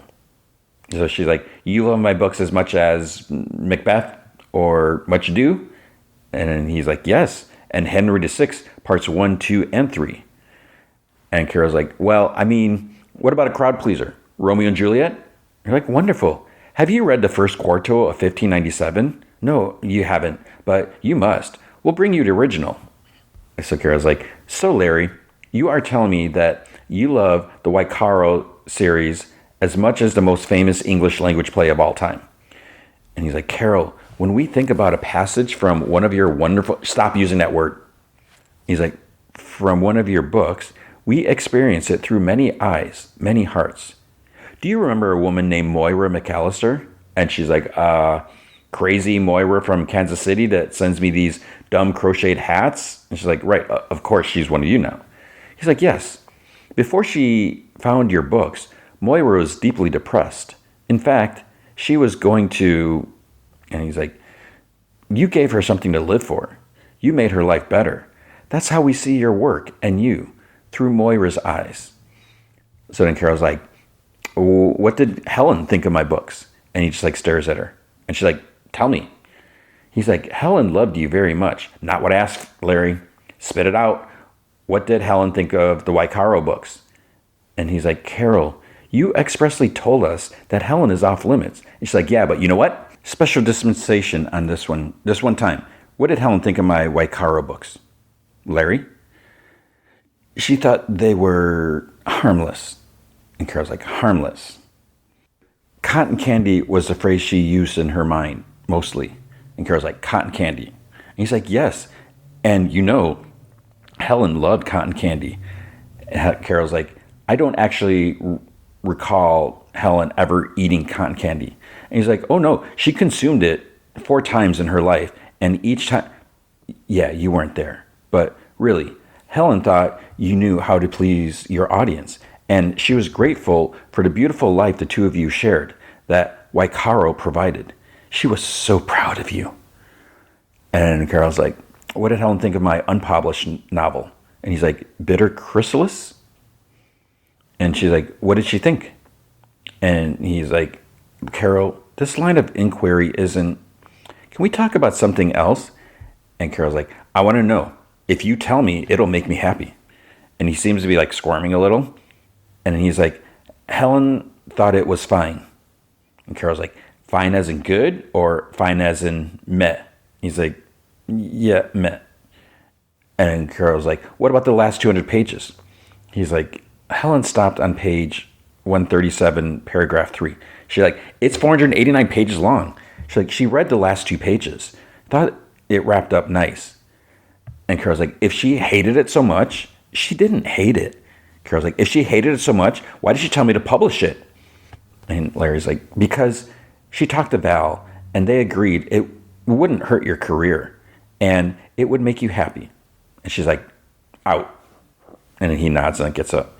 Carol goes back to her whiteboard. On the last point where she wrote weirdly honest question mark, she replaces a question mark with a period and then adds, can't lie, underline. And then she closes the cabinet. So, and then at the hospital, Zosia's walking in like with a nurse or doctor. She's using like the IV drip thing, rolling to like help her walk. Carol arrives and Zosia's like, hi, Carol. Then, back in her bed, we see, she has like bruises on her arms. She's like struggling to open up like a little thing of milk. So Carol like offers to do it. And she even like reaches, like hands her a straw on, and, Zosia's like, thanks. And all smiley. And then, do you like your police car? And Carol's like, sure. And then Zosia's like, fun fact. The police officer who drove that vehicle, his son's 3rd grade teacher's husband's sister was a charter member of the White Caro fan club. So at first I'm like, wait, what was that? Yeah. So police officer, his son's 3rd grade teacher's husband's sister was in the fan club. And Carol's like, wow, chills. And she's like, listen, it wouldn't have happened if I had the foresight to understand that you people are generous enough to give me actual explosives. And I regret it. And she's like, please don't. And Carol's like, well, I'm sorry you got hurt. And Zoe just smiles. And she's like, are you up for answering some questions? And she's like, certainly. She's like, about a week ago, the Undersecretary of I know you're all one. I get the basics. Anyways, all of you in the form of the Undersecretary of, you told me you don't really understand how all this works, the joining. So my question is, do you understand it now? And Zosia's like, we have quite a bit more insight into it now, yes. So Carol's like, so is there a way to reverse it, the joining? And then Zosia's smile fades a bit, and she kind of looks away. Carol's like, is there not a way to reverse it? And she's like, we want so much to please you, Carol, but we can't answer questions like that. And Carol's like, right, except your non-answer is my answer, because I don't think you can lie to me. I don't think it's something you can do, but you would definitely tell me if the answer was no. And Zosia's like, we're sorry you're so troubled by this. And she's like, do I seem troubled? This is me, happy. I mean, congratulations, you did it. And Zosia's like, soon enough, you'll understand everything. You'll feel so much better. And Carol's like, freedom falls. You know what that means, don't you? Of course you do. You know everything. Tell me about it. Tell me about Camp Fudging Freedom Falls. And Zosia's like, you were 16, beginning to understand yourself, and your mother, she sent. And Carol's like, yeah, go on. What'd she do? She sent you to a conversion therapy camp in Covington, Tennessee, Camp Freedom Falls. You never forgave her. It was a terrible experience for you. The counselors there, and Carol's like, some of the worst people I have ever known. They all smiled all the time, just like you. And Zosia's like, we're sorry, Carol. As for us, we love and accept all things equally. And Carol's like, oh, okay. If you're so accepting, then what about what you're trying to do to me now? Make me just like you, even though you know I do not want that. And Zosia's like, you want to change us too, don't you? Didn't you just ask if it's possible? And she's like, there is something else to consider. We know what it feels like to be you, to be alone, to suffer. We've been you, but you've never been us. So Carol leaves, she's walking the hall. She sneaks in a pharmacy, looks around. She finds this book on simplifying dosage calculations. She goes a page for thiopental sodium, which is a short-acting barbiturate used primarily as an induction agent for anesthesia. And it says it's also used for emergency management of seizures. So I was like, oh, is she getting a drug in case she yells at them and makes them flip out or whatever? She tears a page out, looks for some ingredients, takes a couple little vials, and his dude comes in. He's like, is everything all right, Carol? And she's like, yeah. He's like, can we help you find something? And she's like, do you have any heroin? And he's like, are you sure that's a good idea? Remember last time? And she's like, well, what can I say? Sophomore year was tough. Of course, it doesn't hold a candle to this poop. And the doctor, whatever, dude, he's like, Carol, you should know, we have a whole wing of bodies here recovering from physical addiction. Some might not make it. And she's like, what are you, my nana? He's like, yesterday, you people gave me a hand grenade. Are you seriously going to begrudge me some H? And he's like, unfortunately, this hospital doesn't stock heroin. We have other opioids, ones that were manufactured under more regulated conditions. Would oxycodone suffice? And she shakes her head. He's like, the closest unadulterated heroin is 8 miles from here. It's on its way. And Carol's like, see? Put your mind to it, and you guys are better than dominoes. And she's like, where are the hypodermic needles? And he's like, might we suggest snorting the heroin instead? It's been quite a number of years since you've injected. And she's like, nope. He's like, in for penny, in for pound. I'm going to Sid Vicious's poop like it's a Chelsea fudging hotel. So at home, she empties this plastic bag that she now has. She separates some items. She looks at the little baggie of heroin, and she dumps it down the toilet. She sets up a camcorder, puts in an SD card, sits on her sofa. She reads the directions for mixing out of drugs or whatever. Wraps up, one of those elastic things around her arm to, make a vein. Opens the needle, puts some of the stuff inside, looks for a vein. And then she goes, hits record, starts recording. She sits and waits. And then it cuts to her sleeping on a sofa. It's night now. She starts to wake up. She's sits up, groggy. The camera's on standby. So then she hooks up to her TV, plays it back, fast forwards a bit, and then she starts talking. She's like, it's just absolutely ineffectuous. This poop does not work. I'm on my own. So she's kind of babbling. She fast forwards some more. She got up. She was in the room, right behind the sofa. And then she's back. She's leaning over the sofa sobbing. I miss you. I miss you. I miss you. I miss you. Then fast forward. She's sitting and she's reading from her book. Don't, it said, dog slips and falling from his clothing, a shadowy, whatever. Fast forwards. Then there's a little dancing in the background. Then she has it must be a crochet hat that what's her name Moira sent because she's right up at the camera almost below it, just the top of her head sticking up. And she's like, listen, I'm not that bad. Fast forward some more, more talking.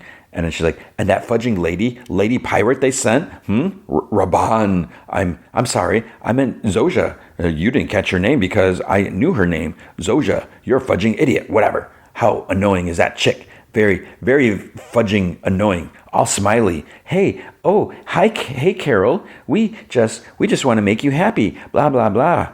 She's like, oh, we're the whole wide world, and we're stoked. It's just life is one big, long, sunshiny walk in the park when you're one of us. Woo! And she's like, no way. Nobody's saying is that happy. She's like, I call BS on that. And why she got to be so GD fudgeable? And that catches Carol off guards, and she turns it off. And then she takes the SD card, she drops it in the toilet, flushes. And she looks at the vial of drugs. She's like, we have a winner. Next day, back at the hospital, she tucks handcuffs in the back of her pants. She goes to Zoja's room, waits for her to wake. And she tells her she's got more color in the face. She's looking better. She's like, why don't we get some fresh air? She pushes her in her wheelchair. And Zoja's like, how was the heroin? And Carol's like, oh, I threw it away. And Zoja's like, oh? And Carol's like, yeah, I wasn't in the mood. Well, chicken out, actually. And Zoja's like, maybe for the best. They get in the elevator. Carol kind of looks around and she's like, so when did they let you out of here? I mean, when do you let you out of here? And then she's starting to add the drug to the IV drip because, she's standing behind her. So she's just kind of stalling, whatever. Zoja's like, probably in a day or two, sooner if we need an extra bed. And Carol's like, that's great. It's like, hey, you know everything. Whatever happened to the music in the elevators? When did they stop doing that? And she's like, would you like some? And Carol's like, sure. So Zoe just kind of sits there. She kind of looks up. And then some music starts. So then they're outside. Carol's like, oh, nice day. And Zosha's like, it is. Thank you for bringing us outside. And Carol's like, well, I know how much it sucks being in hospitals. Better out here, right? Little sunshine. Really, really nice. So to get to a place, Carol sits. And she's like, what do you think the temperature is? Like 80? And Zosha's like, well, it's currently 27.778 degrees Celsius or 82 degrees Fahrenheit. The winds are 3 kilometers per hour from, and Carol's like, from where? And she's like, from south, east. And Carol's like, any chance of precipitation? And she's like, and then Carol's like, Zosha, you with me? I need you to answer some more questions, okay? And she's like, And Carol's like, how do I reverse all this? How do I reverse the joining? And she's like, no. And Carol's like, Zosha, how do I end this thing? You already told me it's possible. She's like, no. And Carol's like, yes, you pretty much did. No. And she's like, so the hard part's over, right? Now all you have to do is tell me how to put things back the way they used to be. She's like, come on, tell me. Come on, Zosha. Isn't it making you sad not giving me what I want? Is this making you sad? Don't be sad. Tell me what I want to know. And several people start like coming out of the buildings like towards them. So she takes out the handcuff. She's like, Zosha, is there something I can do? Is it something one person can do? And then this dude like starts like wheeling Zosha away. And she's like, no, stop. Let go of her. And then she puts the other cuff, because she put one cuff on her wrist, she puts the other cuff on Zosha's wrist. She's like, you can't touch me. I have agency. I have agency and you cannot interfere. Back away from us. So they were kind of like all like circled around her, and then they actually start moving back. So Carol's like, Zosha, what is it? Tell me, what is it? Some kind of chemical? And there's like still more people coming over. And she's like, some kind of medicine? Zosha, tell me what it is. And she's like, please, Carol. And then the other's like, please, Carol, please, Carol, please, Carol. So they're all like kind of like almost like chanting, and so now she can barely hear because they're not yelling or anything, but all these people are talking, so it's kind of getting loud. And then Carol's like, Zosha, tell me, what is it? Tell me. And Zosha kind of like leans forward, and then she kind of like falls out of the chair, and Carol and like some of the guys, they kind of like help ease her down, and she's like, what's happening? One guy's like, she's dying, Carol. She's in cardiac arrest. May we save her? And she's like, yeah. So then someone like has like bolt cutters, like cuts the handcuffs off, and then they start doing CPR. Some of them are like looking at Carol, and then you see they like clear a path, and another person like starts talking about, okay, on standby, whatever. It had a defibrillator, and that's where it ends. So yeah, Carol's trying to figure out. So obviously there is a way to reverse this. So now we have a direction for the show, because I'm like, where's the show going to go if there's only a handful of people that aren't infected? And it doesn't seem like they're too concerned about trying to get back. So now Carol needs to figure out, okay, how can she reverse it? And the other thing is like, how long are they going to be like so friendly with her? Because they can't kill her. Does that mean they can't harm her? What if they change that? And it seems like they're getting closer to figure out a way to change her. So she needs to get going before they do that without her, saying no. So, yeah, I'm digging it, but it's like, whew. All right. Welcome to Derry, Season 1, Episode 5, 29 Nebolt Street. So, yeah, that I turns out I was right. That's what they showed us at the end of the last episode. And it was probably super obvious if you knew what the name of this episode was. So that is the house that we saw in It Part 1, Part 2, whichever one, probably Part 2. So this episode starts off in the interrogation room. Dick Halloran, he gasps. Daniel's like having a seizure. His like head's like back and he's foaming or whatever. Dick yells. He's like, he's like, get help. General Shaw and Hanlon come in with some soldiers, and Shaw's like, says to take Daniel to the infirmary. Dick tries getting up and kind of stumbles, and Hanlon catches him. He's like, I'm fine. Then Shaw's like, well, and Dick's like, we got it. And Shaw smiles. Hanlon's like upset. He's like, excuse me, sir. He's like, what the hell just happened? And Shaw's like, all right, Major. He's like, looks like it's time to give you some answers. Then we see Marge, so it's just her right eyes what was getting cut. So it's like stitched up and being like kind of tended to with like bandages, whatever. Then, the nurse puts like a bandage like over it, whatever. And then she sees Lily standing there in the hospital room. And the nurse kind of gives her a look. And Marge's like, it's okay. And the nurse's like, your parents will be back soon. I'll be right outside in case there are any more problems.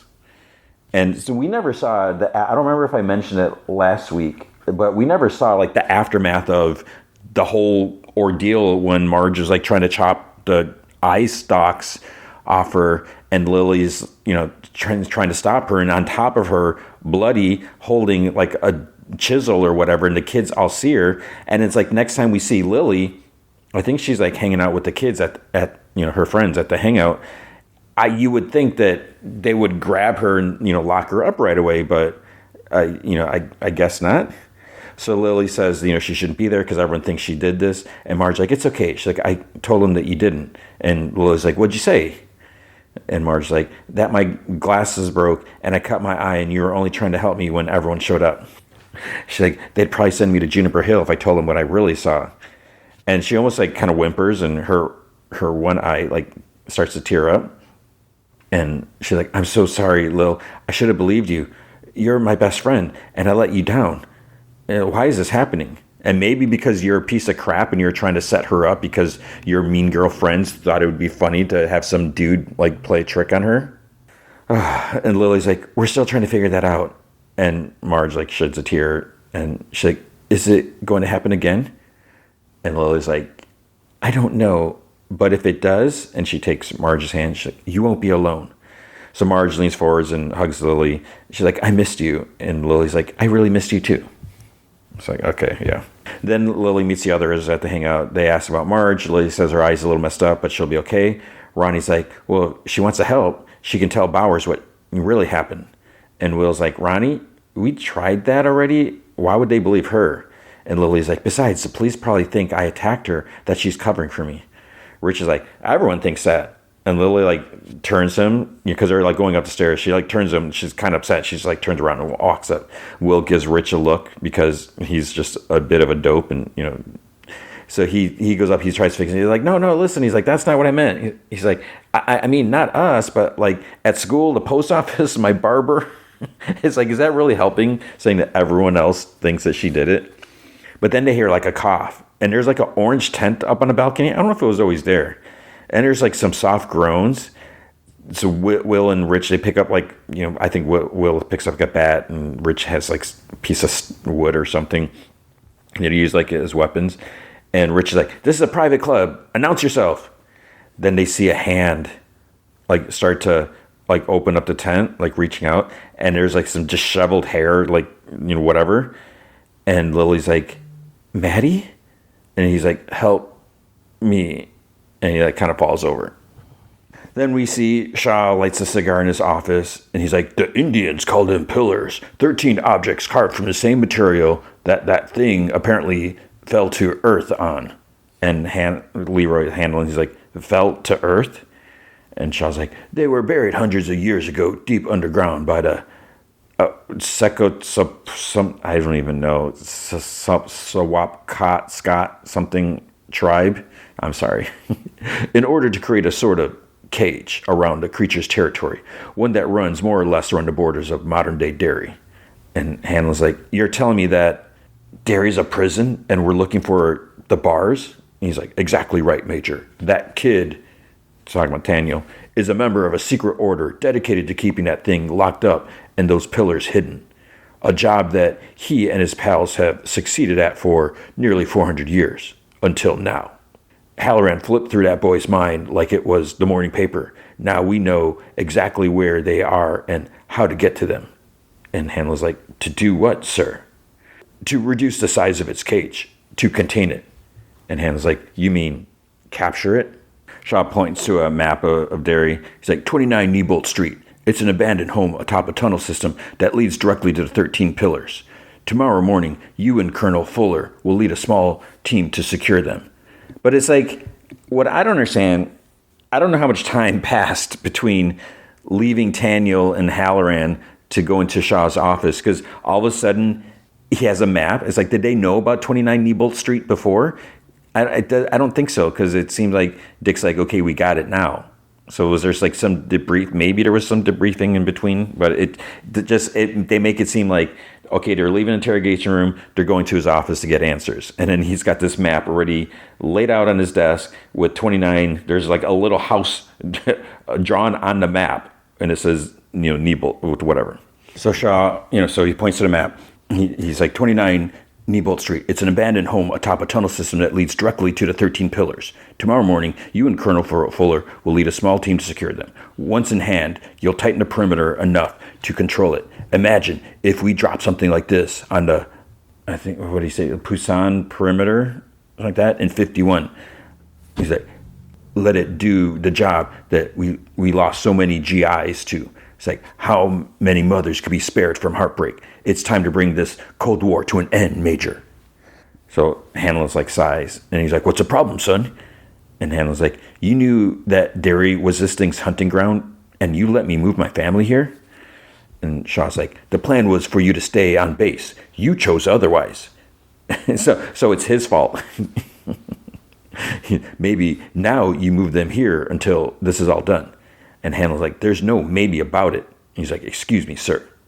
So Lily asks, she's like, Maddie, where have you been? And he like drinks some water, and he like looks at her and doesn't say anything. She's like, it's okay. You don't have to. And he's like, in the sewers below Derry. That's where it lives. The clown. And Will's like, clown? He's like, it kept some of us alive. Like it needed. And Will's like, fear. Maddie's like, yeah. And Will's like, how did you get away? And Maddie's like, it feeds at night and sleeps in the day. And I just waited and I ran. Lily's like, what about Teddy and Phil and Susie? Did you see them? Maddie's like, Teddy was dead when it dragged him in. His skull was ripped open and Ronnie's like, it what? And Maddie's like, ate his brains right in front of me. And Rich is like, I think I'm going to be sick. And he's like, and Susie, one of her arms was gone. It just left her there all night bleeding out and crying until she stopped. But Phil, he's still down there. Liz's like, he's alive? Maddie's like, he can't talk or move, but he's alive somehow. And Ronnie's like, we have to go to the police. And Maddie's like, no police. She's like, I have to get my dad out. So it's like, I get it. But it's like, okay, Susie had her arm ripped off and died, bled out and died. And all she cares about her dad, who's in jail. He's supposed to be safe, but yeah, that's not necessarily the case. And the fact that Phil is down there, maybe going to get his skull ripped open and brains eaten, but she just cares about going to the police for her dad, not about getting these other kids out. So Ronnie's like, I have to get my dad out, and you can tell them that he didn't take you. Lily's like, and Phil, Maddie, we have to help him. And Maddie's like, no cops. And Ronnie's like, Maddie, please. And he's like backing away towards the tent. He's like, no, they'd send me back to my dad. I ran away once. I will do it again. I'd sooner go back to the sewers than go back. So we see a bunch of the tribes people are gathered in the living room. They're talking about how the loss of one life is one too many. The cycle has been a lot milder than 35 and 08. There's been 25 disappearances, 7 confirmed deaths, mostly children, oldest 16 and the youngest 5. One encouraging sign is that they know the creature sheds, and lately the scouts have noticed that the residents have been acting more aggressively. Younger woman says, the augury. One last big bloody event that marks the end of the cycle, after which they get another 27 years or so of peace and quiet. So what I was thinking when she said this, it's like, okay, we have this season, and I think isn't this listed as 2 seasons, maybe 3? Because how are they going to do this? They can't go the next 27 years, because that's, I don't know. I mean, unless it's not going to wrap up, because I mean we're still going within days. So just because the end is near doesn't mean it has to end at the end of this season. It could carry on to the next season, which hopefully, I guess. So then this young dude comes in. He's like, Miss Rose, and she's like, you're late. And she's like, where's Taniel? And he's like, I couldn't stop him. So at the police station, Hank Grogan is being taken outside to get transferred to Shawshank. There's a bus out there. Crowd has gathered. They're behind like barriers. They're shouting angrily. Charlotte's there also, and she asks an officer, like, please just let me speak with him. Bowers is there, and he's like, all aboard the Shawshank Express. He's such a piece of crap because I'm pretty sure he knows Hank didn't do it. He's just arresting him because what was the mayor and some other, they're pressuring him into like arresting someone. So he doesn't even care. So Hank looks over at Charlotte, and Bowers like checks to see what he's looking at. He's like, well, your savior better get to work, Grogan. Last fish we sent in there didn't survive the week. So it's like, so that there's a problem there, and you don't care that people are getting a little legit murdered. Even if they're criminals, they still have rights, and they could be innocent, and he knows that he's innocent. He's like, maybe if you're lucky, you'll survive too. Then this white dude pushes past the barriers, run towards Hank. He pulls out a gun. He's like, burn in hell, you SOB. Officers wrestle with him, and they push his arm up. The gun goes off with a loud bang in the air.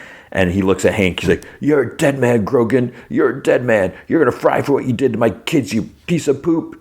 And Char's like, a bunch of people like duck down. So she stands up. And she sees this like sweaty officer with like a baton, like inside the building behind a metal door. There's like a window, and he's like smiling, and he's just kind of waving his baton or whatever, banging something, hitting himself, or not hitting himself, but like kind of tapping it. And then it's like, wait, he has teeth like Pennywise. So she's seeing something, because then some people kind of like walk in front of her, and then the dude's gone from the window. So then officers take Hank on the bus. And Bowers like even like shoves him like for no reason, just like, you guys suck. At home later, Charlotte's on the phone. She said to someone, she's like, oh no, I'm fine. She's like, I just want to make sure that all the paperwork is in so we can get him with his family as quickly as possible. Then she hears a door, so she like ends the call. Leroy's home, and he's like, is Will here? Where's Will? And she's like, in his room. What's wrong? He's like, I got to tell you something, okay? And as crazy as it's gonna sound, I really need you to just believe me. So Shaw's watching the news about like a demonstration like that. Fuller knocks and says that there's someone to see him, and he's like, not now, but it's Rose. And she just kind of like pushes her way in, and she's like, where's my nephew Francis? And he's like, Rose. And he's like, he's safe. Once our operation is complete, he'll be released. You have my word. And she's like, your word? And she's like, water pipelines? And he's like, I told you that my memories of Derry came back when I first got here. That wasn't entirely true. And she's like, no poop. He's like, 5 years ago, I was administered a drug by the Department of Defense as part of a security protocol, and it all came rushing back. Every detail that summer we shared for the first time in 45 years. And then it cuts back to when they ran out of the woods after being chased, and young Francis, whatever, he asks, what was that thing? He's like, why can't it leave the woods? And she's like, can you keep a secret? So in her presence, he says that he remembers she saved his life from something that shouldn't exist. And he's like, after I process everything that happened and everything you told me about your ancestors and their sacred responsibility, I realized I was sitting on an answer to a question that has plagued me my entire life: how to keep this country safe. And she's like, you think you can put a leash on this thing? It can't be controlled, Francis. And he's like, we'll see. And we also see like Rose, like while this is happening, she's like back at she goes in back of her closet. There's like the secret door or something like that. She kind of like pries it open and takes it open. There's like a wood covering, and there's a safe inside. And she's like, you wouldn't be doing any of this if you really remembered everything. What it's like to look it right in the eye, feel its breath on your neck. You would have packed this entire operation to run. And Shaw's like, we know how to find the pillars. Daniel told us everything. And she's like, he would never do that. And then Shaw's like, Niebolt House, Rose. The tunnel's below Niebolt. And she kind of looks away. And she's like, in that case, you'll need my help. He's like, that's out of the question. And we see her like open a safe and pulls out like a long wrapped object, which is the blade that the ancestors used, whatever, made from the material that the thing came, whatever. She's like, at the very least, let me prepare Daniel. Your lives depend on it. So then Rose is led into an interrogation room where Daniel sit. She goes to him and they hug. She asks if he's okay. He apologizes, says that he didn't mean to get caught, and she sees that he's hurt. Daniel says that they did something to him. He's like, that went into my mind, into my head, into my memories. He's like, I don't know how, but, and she like stops him. And then she puts out her hand. They start like talking in their language. And, it's like, they know everything about us, the pillars, the cage, but don't worry. They think, and she says, she knows they're taking him with them. And he says, it's okay, because it's his fault for it. And Colonel Fuller's at the door. He's like, speak English.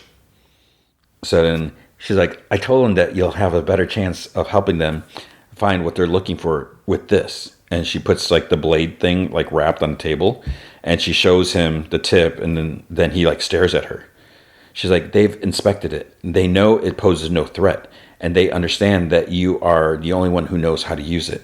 And he's like, yes, Auntie, I understand.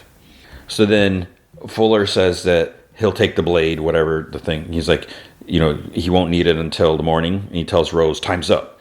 So they hug, and she whispered, keep it close and he'll be safe. So then we see Leroy. He's driving Charlotte and Will to the base. He tells her that the base is far enough from town and they're safe until the assignment's done. And Will's like, but Dad, what about my friends? It's like, they need me. And he's like, you'll see your friends when this is all over. Trust me, I'm taking care of it. Then we see Lily. She goes to Ingrid's because, Ingrid said that if she ever needed to talk. So inside she mentions, Maddie thinks Phil is still alive, but he won't go to the cops because he's afraid that they'll send him home. Ingrid's like, what that poor boy's been through. And then you hear like the floorboards creak, which is kind of weird. Lily looked past Ingrid into like the living room, and there's like a figure. There's like a man standing in the dark, which is kind of freaky. So it's like, wait, is that her husband? And he seems like older than her. Has a receding hairline, open shirt, t-shirt, underneath. He's got a bit of a belly because Ingrid's like a pretty lady. She's a little older, but it's like this dude. He kind of seems like sort of like a slob. And Ingrid's like, you remember Lily? And he's like, Terry Bainbridge's kid? And Lily's like, yes, sir. And he looks at Ingrid. He's like, he doesn't like. That's all he says. He's like, where's my steak? And she's like, it's almost done. She's like, I'll bring it to you in a minute. He's like, don't overcook it again. And then Ingrid turns to Lily, like when her like piece of crap husband leaves. She's like, if someone has that kid, we have to go to the police. And she's like, no, I promised Maddie. And she's like, this is grown-up business. It's not like you can go down to yourself. And Lily's like, I think we can save Phil. And she's like, Lily, you are not thinking straight. Promise me that you won't go down there. Friends or not, it's not worth you dying too. Promise me. And she's like, promise. So then we see Will. He's eating at a table. Charlotte's in the kitchen and says, oh, it's not that bad. She's like, a little smaller than our house, but it'll do for now, right? And Will's just like staring at the clock. Then he asks if he can go for a walk because he figured he'd explore the base if he's got to be stuck here. She thinks whatever, and she's like, okay. And she mentions like the rec center, and as he steps out, she says that he'll see his friends again as soon as his daddy says it's safe. She has the news on. There's a report of like some dude trying to chop the leg off the Paul Bunyan statue with an axe. Then there's a report on a bus headed to Shawshank. It crashed yesterday on Route 9.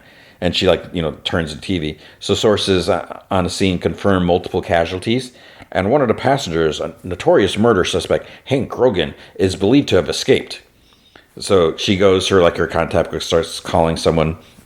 Her report goes on that viewers may have noticed the roads between Center and Niebolt have been closed due to a reported gas main leak, urging residents to steer clear of the area today.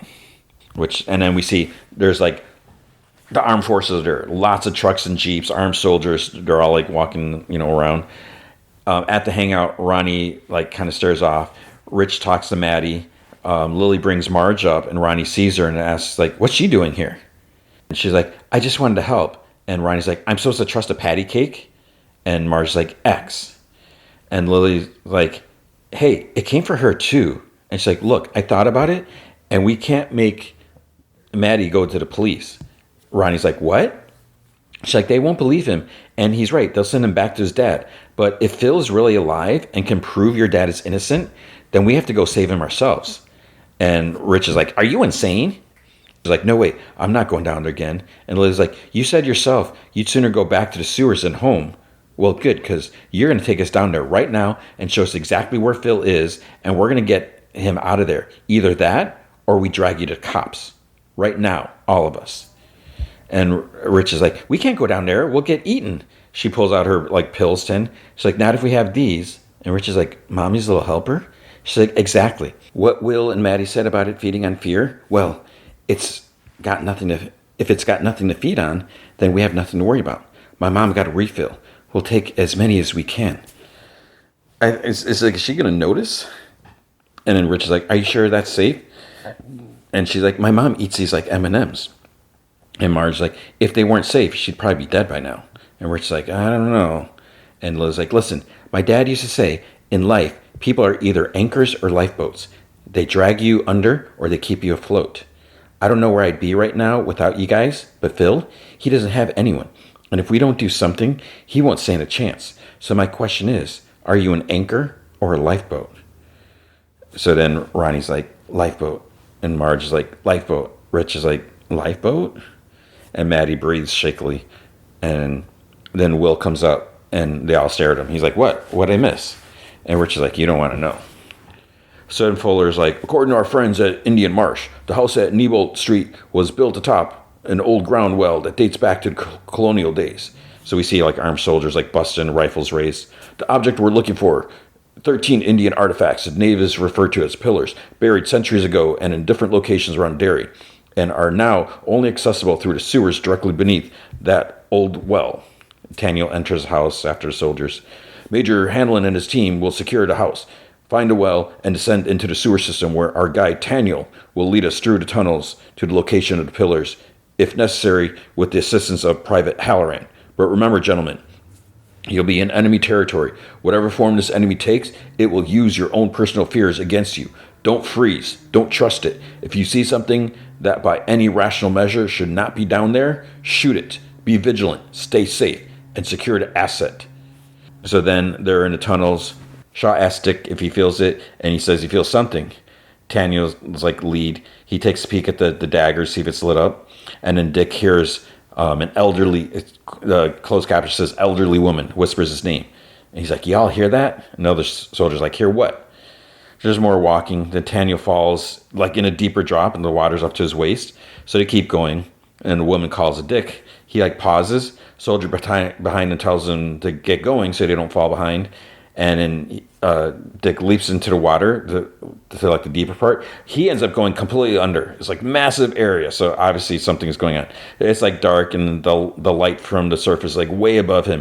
He starts swimming towards the surface, and he ends up coming out of a bathtub.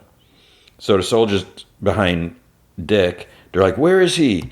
They call out his name. They jump down, but Dick's now lying on the bathroom floor. And an elderly woman is there, and she's like, he's coming for you again. And Dick's like, Grandma? So the floorboards creak, heavy footsteps approach, door creaks open. There's a dude carrying a toolbox wrapped in a chain, and he has a pistol tucked in his pants. And Dick whispers, Grandpa. And he's like, hey, Dickie, it's time. So soldier, Hayseed is his name, he yells out his name. The other one's like, do you hear that? And he calls out Halloran again. Closed caption says, clown-like chuckle begins, but it doesn't sound like it. It doesn't sound like a chuckle. It's more like roaring or something like that. So one dude's flashlight goes out, footsteps approach from a tunnel, then a hand sticks out and like points, I want you. It's like zombie Uncle Sam. So it like leaps out, and you just hear like screams. And others ahead, they hear echoes and wonder like what's going on. They hear just like screams. Leroy comes back to Halloran. So outside, the kids ride their bike to like a tunnel, like out in the woods or whatever. It's just like a big drainage tunnel that we've seen. It feels like I've seen it in the other movies. Lily opens a tin. There's a bunch of pills and says that they should each take 3, and that should be enough. But it seems like they should have some sort of plastic or something since they're going to sewer. But I think they're going to eat like 3 pills at once. So I asked Maddie to lead the way. He like hesitates, starts walking. Again, another minor thing that kind of bothered me is we never saw how Will left the base. He said he was going to go out explore, but wouldn't there be some sort of security? And I don't think he'd be like too familiar with how he could sneak out past the guards, whatever. I guess it doesn't matter. Whatever. Maybe they're not that, tight on. I don't know. Further in, Daniel leads. And I don't know if remember if it was Fuller, calls out to Halloran and asks if that's right. He turns and calls back because where's Halloran? And then Daniel decides to to run. So it's like, wait, what is he doing? What's his plan? Fuller starts like shooting at him, and somehow he completely misses, even though they're just running in a tunnel. So he reaches into the wrapping, but then it's like he sets it down. It's like, did he just put the spear, the blade thing in the water and then run? It's like, why would he leave it behind? Or maybe as a barrier so it can't get out? I don't know. The kids must be a ways away because they don't hear any of the shooting or ricochets or whatever. Back in Halloran's nightmare or whatever, Grandpa looks at the two and like scoffs. He's like, y'all are cute, talking to each other with your minds. Keeping secrets from me? I may not have the gift, but I ain't no dummy. I know everything that witch told you. And so he's got this box. I'm like, is this supposed to be like the lock box that he like mentioned to Danny and Dr. Sleep? Where like his keeps those monsters locked up there or whatever, like the horrible things. And telepathically, she's like, don't listen to him. He's trying to get in your head. And then Grandpa imitates Grandma. Oh, Dickie. Oh, lock him away in the little box in your mind. And then throw away the key. She continues talking in his mind. He's going to hurt you, baby. Don't listen to him. And then Grandpa's like, she don't understand like we do. Power like this is meant to be used. And then he's like, no. He's like, how'd you find that? How'd you find my box? And he's like, it was right there in the sphincter of your soul. And she says in his mind, she's like, you know what's in there, boy. Don't let him open it. And then he's like, know where you can bury it that I can't find. You hear me? And she continues, she's like, they're going to get you, Dickie. Keep that box closed. So it's like, what is in Halloran's box? What did he lock up? And Grandpa's like, let it all go. Come on, boy. Open it up. He's like, I ain't opening poop. And Grandpa's like, I ain't telling you one more time. Open the damn box. I ain't opening poop. And he's like, open the damn box. And he's like, no, you got to put that back where you got it because I'm not opening it. And he's like, oh, or you going to what? He's like, I'm going to, and he's like, or you're what? He pulls out his pistol and he's like, whoa, whoa, whoa, whoa, whoa. And then he shoots Grandma like in the calf or leg or something like that. He's like, what you going to do, boy? What you going to do? He's like, you won't open it? We'll open it together. And he's like, no. He's like, on the count of 3, ready? And Dick's like, stop. He's like, 1. He's like, don't do that. 2, no, don't do that. And then there's a clown-like chuckle. He's like, what are you? And then 3, he like pinches the lock, the chains fall. And then Dick puts his hands to his head, like screams. The room's like all distorted. And there's maniacal like cackling, the box creaks. And like rumbling just like echoes all over it. Then it cuts to the kids walking slowly. Ronnie thinks that she took too many pills. Lily like slurs. She thinks that they might have. Ronnie asks her, he's like, what'd you say? And Rich asks Marge if she's okay. She apologizes for going slow. She can't see too well in the dark because, she's only got one eye now. Her other eye's patched. And so he offers, and he's like, you can take my hand. And she's like, oh, your hand is really soft. And he's like, well, I borrow my mom's Noxzema sometimes. She's like, no, it's super duper soft, like a kitty cat's belly. And he's like, that's a really weird thing to say. And Will asks if they're feeling this. And Lily says, it's like when she went to the dentist, they gave her this gas and she thought she was floating right out of her. And then Lily turns and asks Marge and Rich, are you holding hands? And Marge is like, no. And Rich dreamily is like, yeah. And Maddie like shushes them, says that they're getting close. So then Leroy, and I think he's with Polly Russo. They're like walking. So Polly's like, where are the others? And he's like, we must have gotten turned around. Then he's like, wait, are they lost? And Leroy he's like, just calm down. So Polly says that he says he's hot like a furnace. He takes off his helmet, just like drops it. He's like, something's wrong. He's got a feeling. And Leroy says that they'll catch up to the others and find their way out. Either way, they got to keep moving. And then he hears Charlotte call his name. And Polly's like, what is it? And Leroy starts moving forward. Charlotte's like sobbing, asking him to help. She says that she's scared. She wants to go home. And then he sees her with her hands up. He's like, Charlotte? She's like, what the hell are you doing down here? Polly looks around confused. He's like, who the fuck you talking to? And he's like, Polly, you can't see her? He's like, see who? She's like, are you fudging with me? And she's like, put your gun down, baby. I'm scared. And then like the flashlights kind of fizzle. She's like, can we go home? And Leroy's like, steady that light. Russo, it's like, steady that light. He's like, it's not me, it's the battery. And Distorted, she's like, let's go home, Lee. And Leroy and Polly start like bickering over like getting their lights on. and everything. And we see Charlotte in shadow, and her head kind of goes, like crooks to the side, and her shoulders drop, and her bones start crunching, and then she's like demonized, and she's like rushes forward, like screeching, and then poof, gunshot. Leroy shoots her in the head, and then he shoots again. Polly's like, "Whoa, what the fudge you doing?" And Leroy stares at his dead wife, like lying in the water. So he's like, he must be thinking, he's like, I just shot my wife. He moves closer, shines a light on her face, and then her head twists, and she has like kind of like the Pennywise smile, and then the water like bubbles, and the creature like starts chittering, and Polly like what's going on? Leroy shouts, he's like, "Hey!" And Polly's like, "What's going on?" And he's like, "Listen, whatever you see down here, that's not supposed to be here. It's like, you fudging kill it. It doesn't matter if it's your first girlfriend, your high school gym teacher, you fudging kill it." But then I'm thinking, is like, well, what if they run into the kids? So they move on. Meanwhile, the kids continue. They reach a tunnel that's like blocked off by like some bars, and Lily's like, "Looks like a dead end." Maddie's like, I could have sworn it was right. Then they hear like Fuller calling out to Halloran in the distance. They spin around. They say someone else is down here. Marge's like, "We should go back." And then the water's starting to bubble. Marge shines her light and sees a body float up and starts screaming. Rich sees it too. Lily says, "It's Susie." And then like a second rotting corpse floats up, more screaming. Lily screams like, "It's Teddy." And Ronnie shines her light on another. Someone's like, "Is that Phil?" And someone yells, "He's dead." And Maddie starts like singing. He's like kind of hanging onto poles, like spinning around. "All the tunnels go underground, where none of the children will ever be found.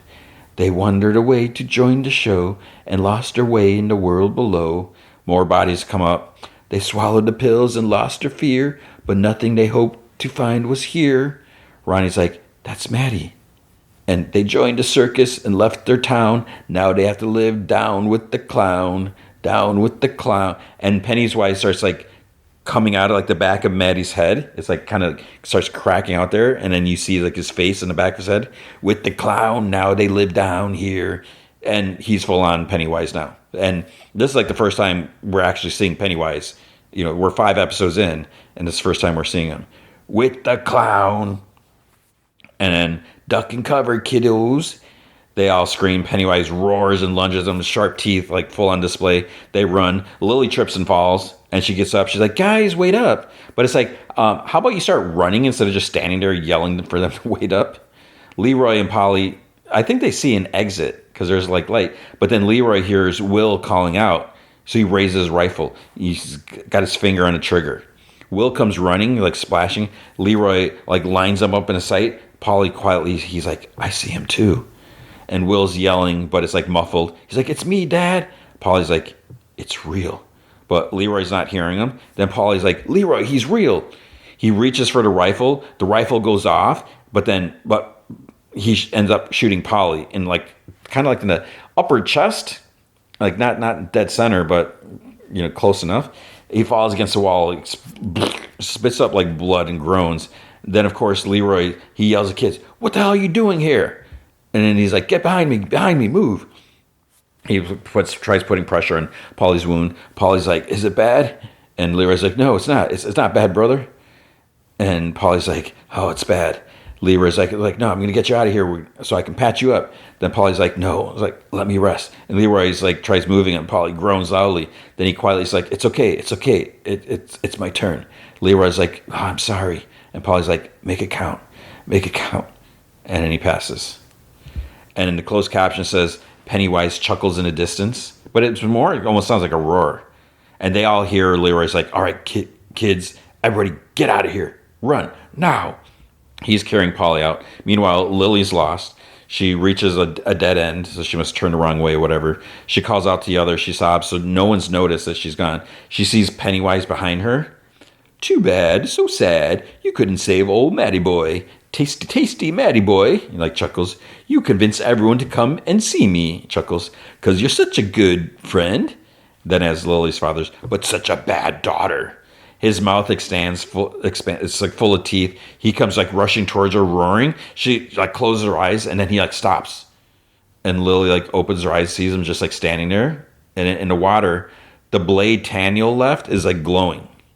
And Pennywise like snaps his head back to his like regular look. He like grunts, he growls, and then he like kind of backs up, bones crunching. She picks up the sphere, sees like the glowing symbols on it. Ingrid leaves her house, gets in her car, adjusts her mirror. Hank's in the back seat. He like tells her not to turn around. He's like, don't say anything. He's like, turn on the car and let's drive. So then they stop in the woods. They both get out. They kind of like stare at each other. Then they hug and smooch. I was like, oh man. So this is who he was with. And she's married. And he said how her husband's like, he would, is a bad guy. So she's like, I saw the news and I was so worried. And he says something attacked the bus. It happened so fast he doesn't know what it was. She says that they put checkpoints on a state road going in and out of town. They have to find some place for him to go. And she says, she's like, come home with her. And he's like, no. He's like, it's too risky. It's not safe. And she's like, well, you can't stay outdoors. They're combing the woods. He like curses and things. Then he says that there might be someone who can help. At the base, Charlotte is driven to the front gate because she was told that she had a visitor. Ingrid walks up and introduces herself. She's like, you don't know me, but we have a mutual friend. Leroy tells what happens to an interrogator. He's being recorded. He's like, we got hit. Next thing I know, he's down and he's bleeding out. And so I get him up. I take him with me. It was too late. And the dude's like, he's like, if we need any more, we'll let you know. So then Shaw comes in. He's like, I am so sorry, Major. He's like, Russo was a good man. And he's like, yes, he was, sir. Thank you. He's like, I want you to know, these people, they will answer for what they let us into. It's like, is he talking about Daniel and them? It's like what he led them into. You chose to go into this. You knew perfectly well. That's so stupid. These people are going to answer for this. Like, what are you talking about? And he's like, that being said, I do still have a few questions of my own. And Hanlon's like, sir, I'm sorry. I would just really like to go be with my family. He's like, of course. He starts walking out and he's like, General Halloran, did he make it out? And Shaw's like, hasn't reported back to base. How he'd have made it out of there, I don't know. But if anyone could find a way, it's Dick Halloran. Then we see the tunnel entrance where the kids went in. Dick slowly walks out. He can like barely stand. He sees a soldier stumbling on the hill and he like slowly turns. It's like, wait, is that dead Paulie? Then there's like a shot of a bathroom. Doesn't look like the one from before. It might just be a different angle, but it looks like newer, better conditioned. So maybe it's the same one because his box is on the floor. It's open. There's like bright yellow light just like shining out. And there's like a big puddle on the floor. But it was like, is that water? Is that blood? The music swells and then it turns like sinister and that's the end. So whatever was in Dick's mind has been set free. So does that mean it's going to torment him? It's not going to like torment the world. But man, what is going on? I don't know. But yeah, that was an intense episode. And I dig it. All right, Adventure Time, Fionna and Cake, Season 2, Episode 6, The Bird and the Clock. This episode was kind of stressful in a way. Because the whole thing, there's like so much going on in this, and I'm seeing like in the subreddit, whatever, a lot of people complaining about different things, but it's like, because we got the stuff with Finn. That's obviously, to me, that's what I care about most. Is like, is Finn gonna survive? Because he's on the brink of death, and it's not looking good. Then we got stuff with Huntress. She's trying to find a way to save Finn and get back to him. Then we have the Gary and Marshall stuff, which like, okay, whatever. And then we have, Fionna.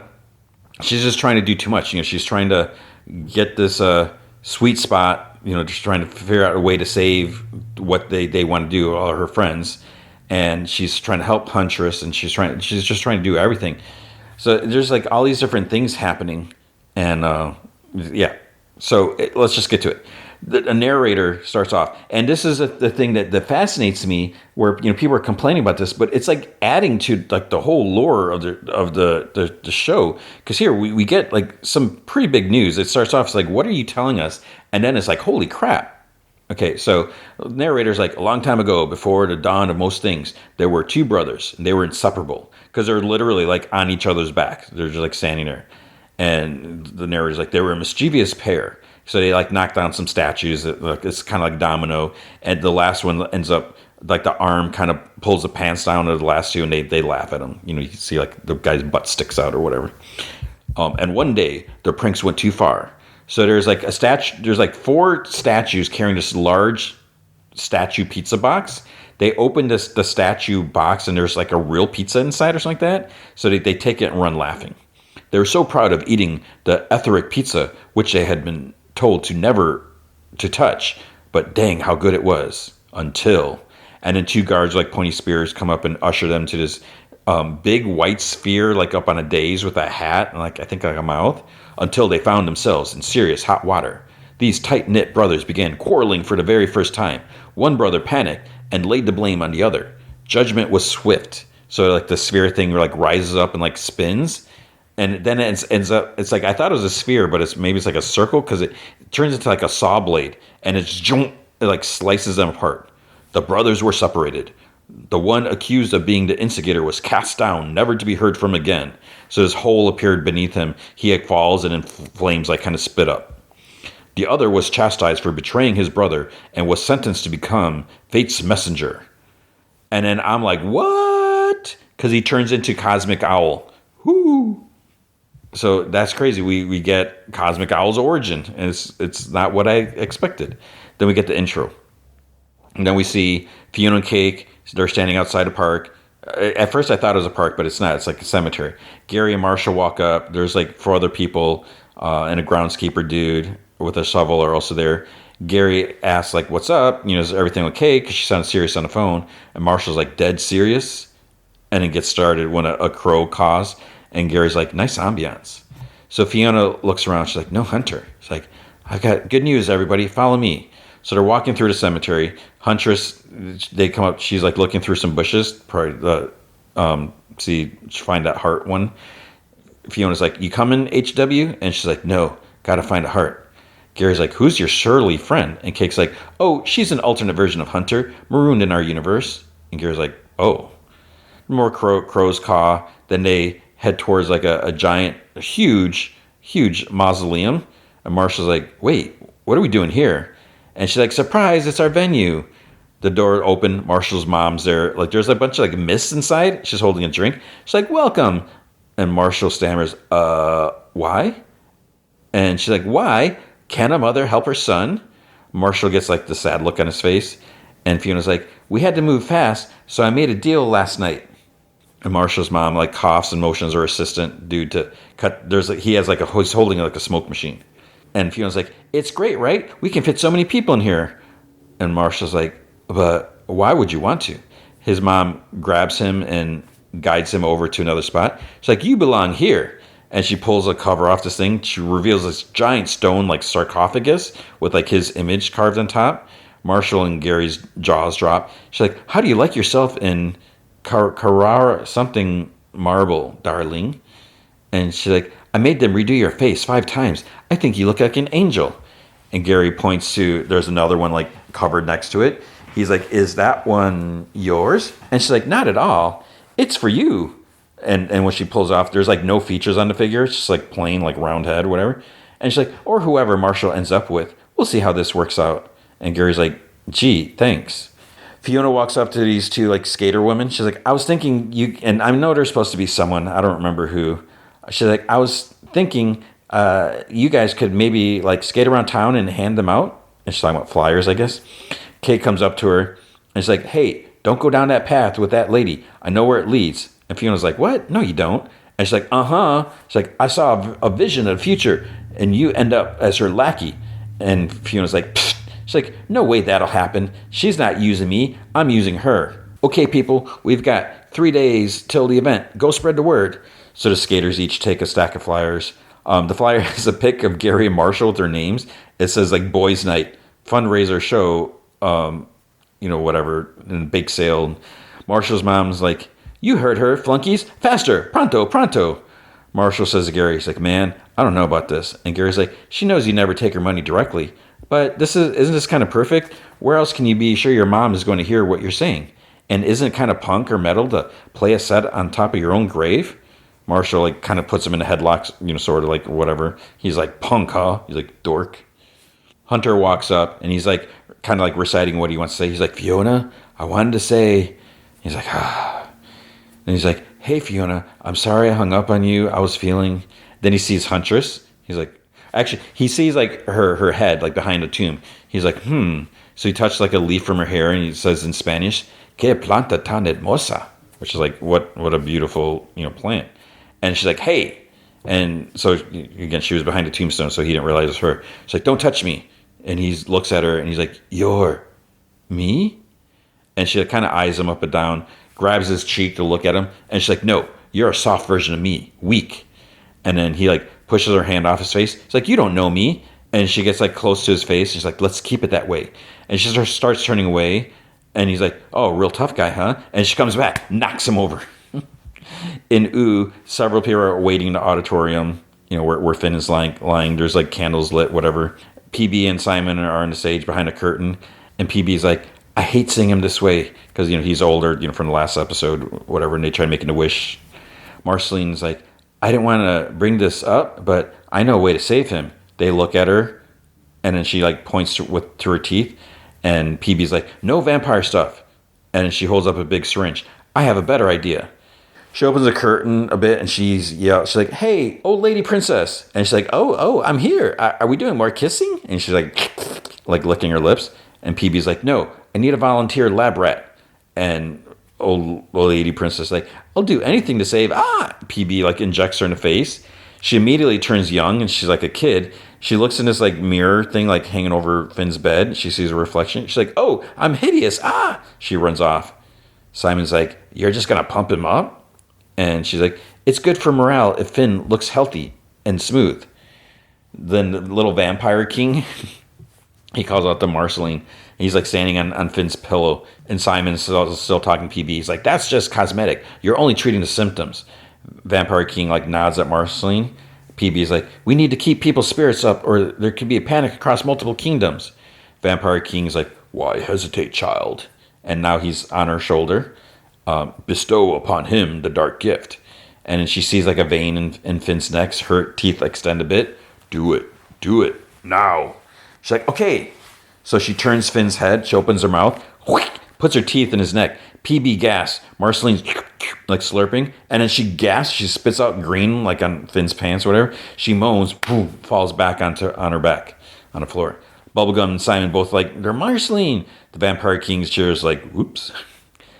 At Cake's place, she puts a blanket over like Fiona. She's like sleeping, whatever, on a dresser. Huntress is sitting in a drawer. DJ Slime is on the radio that there's going to be an all-night jam with DJ Flame. Fiona like smiles in her sleep when she hears Flame's voice. Cake like grimaces. Huntress starts like falling asleep while sitting up. Then the door opens. Baby Finn walks in. Wrong. He grabs a suitcase, like tosses it with a grunt. And Huntress like, "Baby Finn?" And Baby Finn starts chewing on Cake's tail. And Cake's like talking her sleep to a doctor. She's like, "Heck yeah, I want an epidural." Then Finn is holding a lamp up like by the cord and like spinning around. He lets it go, smashes through a window. And Hunter's like, "Finn." And then Baby Finn like turns into like adult Finn in his skeevies. He's in the kitchen. He kicks a drawer like on the floor with some towels. Then he turns on the garbage disposal. He sticks his arm in. There's mechanical whirring. And Hunter's like, "Finn." Then he has you can see he has like the magic scratch wound on his back. And he turns around. He has a metal arm. He looks at it and smiles. Huntress is kind of shocked, and she's like, "Why do you have to be such a stupid, blundering meat sack?" So then Finn's an adult wearing shorts. He like charges, like bent over, and his head like smashes the TV screen. She's like, "Why did you have to get hurt? I tried to save you." Now he's like an old man, and she's like, "And look where it landed me." And then like leaves rustled. The whole place is like covered in plants and vines. She gets up. Old man Finn like steps through the window, and she calls out, she's like, "Finn, it's not real." Then Cosmic Owl's like, "That's so weird. You're dreaming about my next stop." She's like, "I got to give Finn a croak dream." And she's like, "Croak dream?" She's like, "No." And she takes out her bow and arrow, and Cosmic Owl's like, "Ah!" And he moves before the arrow like hits him because she fires it at him.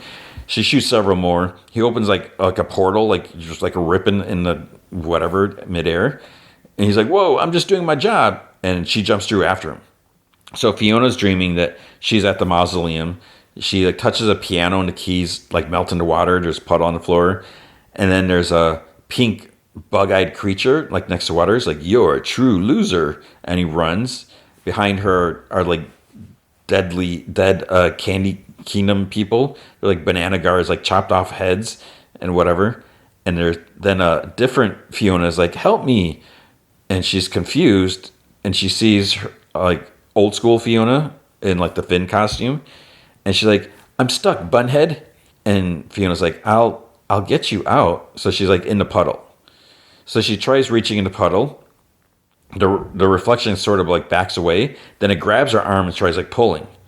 So Cosmic Owl flies overhead. He's like, "Get off my tail, girl." And you hear, "No croak dream."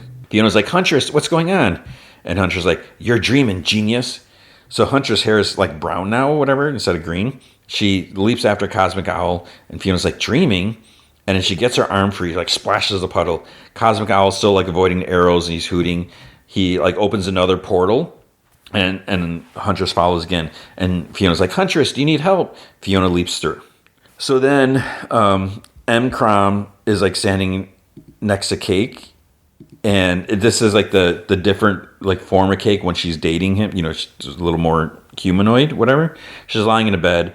And there's like lots of tapes on a wall, like cardboard bed and cardboard heart monitor, you know, like the like rolls, you know, whatever cardboard rolls. And she's like, "I'm scared. What if they turned out all mixed up like me?" And we see she's actually in like a box, and like the audience, there's like an audience watching, laughing.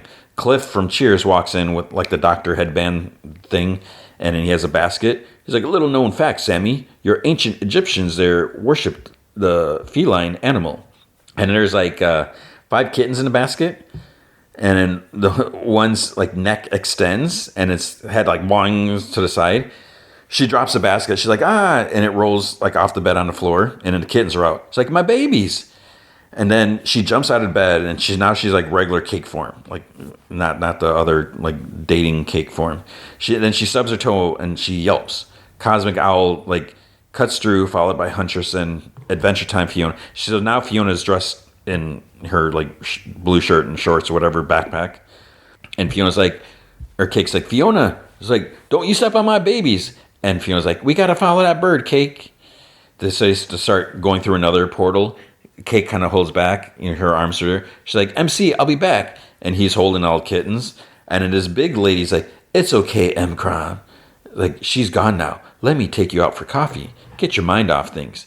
And then for a second, she turns into like this giant female cupcake. I don't know if it's a character we've seen before or whatever. The others are now in LSP's dream. He's on this table. There's like 3 women standing around. There's this giant mechanical arms like tickling him. And the alien robot's like, "Coochie coochie coo." Then we see young Marshall. The world is bright. Furniture's floating in the sky. He's in a suit. He calls out to Simone, the Ice Queen. And Cosmic Owl cuts through. Huntress, Fiona, and Cake like drop in after. Marshall finds Simone. The trees are like upside down ice cream cones. And he runs to Simone. He shrinks on the way to her. Like by the time he reaches her, he's like, you know, smaller than like her shoe. And then she turns around, and she turned into his mom. And she's like, no, tie your shoes, mister." He's like, "I'm sorry, Mom." And he looks down, and then he's not wearing shoes or socks. And Mom's like, "Why do you have to make it so hard?" "I'm sorry." Then Cosmic Owl flies by, and the others run after. Fiona's, as you know, after she passes them, she's like, "You don't have to take that from her. Talk back." They cut through a world where everyone's fish. And then it's like, wait, did Cosmic Owl just split up into 3 to like throw them off? Fiona grabs Huntress. She's like, "Look at what's happening." So Fiona sees herself on a corner in her Adventure Time outfit next to DJ Flame, while Hunter is giving her a bouquet of roses. And Cake's like, "Ooh." Flame pulls out like a large heart-shaped box with like XOXO written on it. It's probably chocolates. And Cosmic Owl slowly flies back behind them. And Fiona's like, "I knew it. We must be in Flame's dream." And she has like a tight grip on Huntress. Meanwhile, Cosmic Owl cuts another exit, and it closes behind him. Huntress sees that, and she's like, "No." Her mask also falls off, and her hair leaves are now orange and brown. And Fiona like runs up to herself, shoves her out of the way, grabs Flame. We are meant to be. She kind of dips him and gets ready to smooch. Then Huntress slaps her before she can kiss. In the real world, Fiona is about to like smooch in her while she's sleeping, and she gets slapped by nothing and wakes up. And she touches Cake and like startles her awake. And Cake spits out like a squeak toy. There's like 4 squeak toys like that are like her babies, like on the floor. She scoops them up. She's like, "This is normal, by the way. Sleeping with toys is normal." And then she stubs her toe on a dresser, like in her dream, and she yelps and drops the stuffed animals. She's like, "Just like my dream." And Huntress is like, "Yeah, the cosmic owl's presence makes dreams come true, and he's on his way to give Finn a death dream." And Fiona's like, "Ah." Huntress is like, "I was trying to stop him, but I lost him thanks to you." And then Cake's like, "Why not just go into Finn's dream and stop him there?" And Huntress is like, "I would need to find an open conduit to him." And she's like, "You're a Finn." And Fiona's like, "Sort of." Huntress like sniffs. She's like, "And you've been to the Ooh." She like nods. "Have you met Finn?" And she's like, "I've met a Finn." And Huntress is like, "You're thrice blessed. Think of him." She puts her hand by her temples, and then like the stringy things pop out of her fingers and go into Fiona's head. And she's like, "Whoa, hello." So then Adventure Time Fiona looks a little old. She kind of groans. She's like, "Where are we?" And Huntress like, "We're in Finn's mind." It's like, "Our meat bodies are still back in the cat's apartment." Then we see Cake yelling at them while like holding a spatula. She's like, "Are you doing okay?" And she kind of spokes him with the spatula. Then she sees the finger. She's gross. She's like, "Bleh." It's like those fingers are in that brain. Hunter says that Finn should be here somewhere. So the room's kind of like circular. There's like this heated something in the middle, and there's like stuff like floating inside. It looks like it's a big, I don't know if it's like a hot tub or a big cooking thing. There's like a big overhead thing. There's a couple pans hanging, and the water starts bubbling, and then Finn comes out. But it's pointy nose Finn that we saw like in season 1, the one that like lived on a farm or whatever. He looks at Fiona. He's like, "You?" And she's like, "Oh, hey, how's your head?" Because we see a flashback where his head seemed to get like stabbed by Scarab when they were fighting in that big like crater or whatever in the first season. He's like, "My head is fine. My heart is heavy. Jay ran away with little Destiny." And she's like, "It's okay. They're both very happy and safe in my world." And I think we saw them at the cemetery. I think there were 2 of the people outside the gate with the 2 skater girls. So this other Finn's like, "Your world?" And then he smiles and he climbs up like the smoke vent thing, like hanging over. And she's like, "Finn?" So they climb up, and there's sort of like a balcony up there with like some plants sitting on the ledges. Blue skies, just kind of pinkish clouds. Hunter's like, "Enough of this." It's like, "This isn't the right Finn." It's like, "You have to think of the right Finn." The other Finn's like, "I've met another Finn. He's saved my life once." And Hunter's like, "That sounds like him." So Fiona puts her hands on his temples, and she's just like, "Think of him."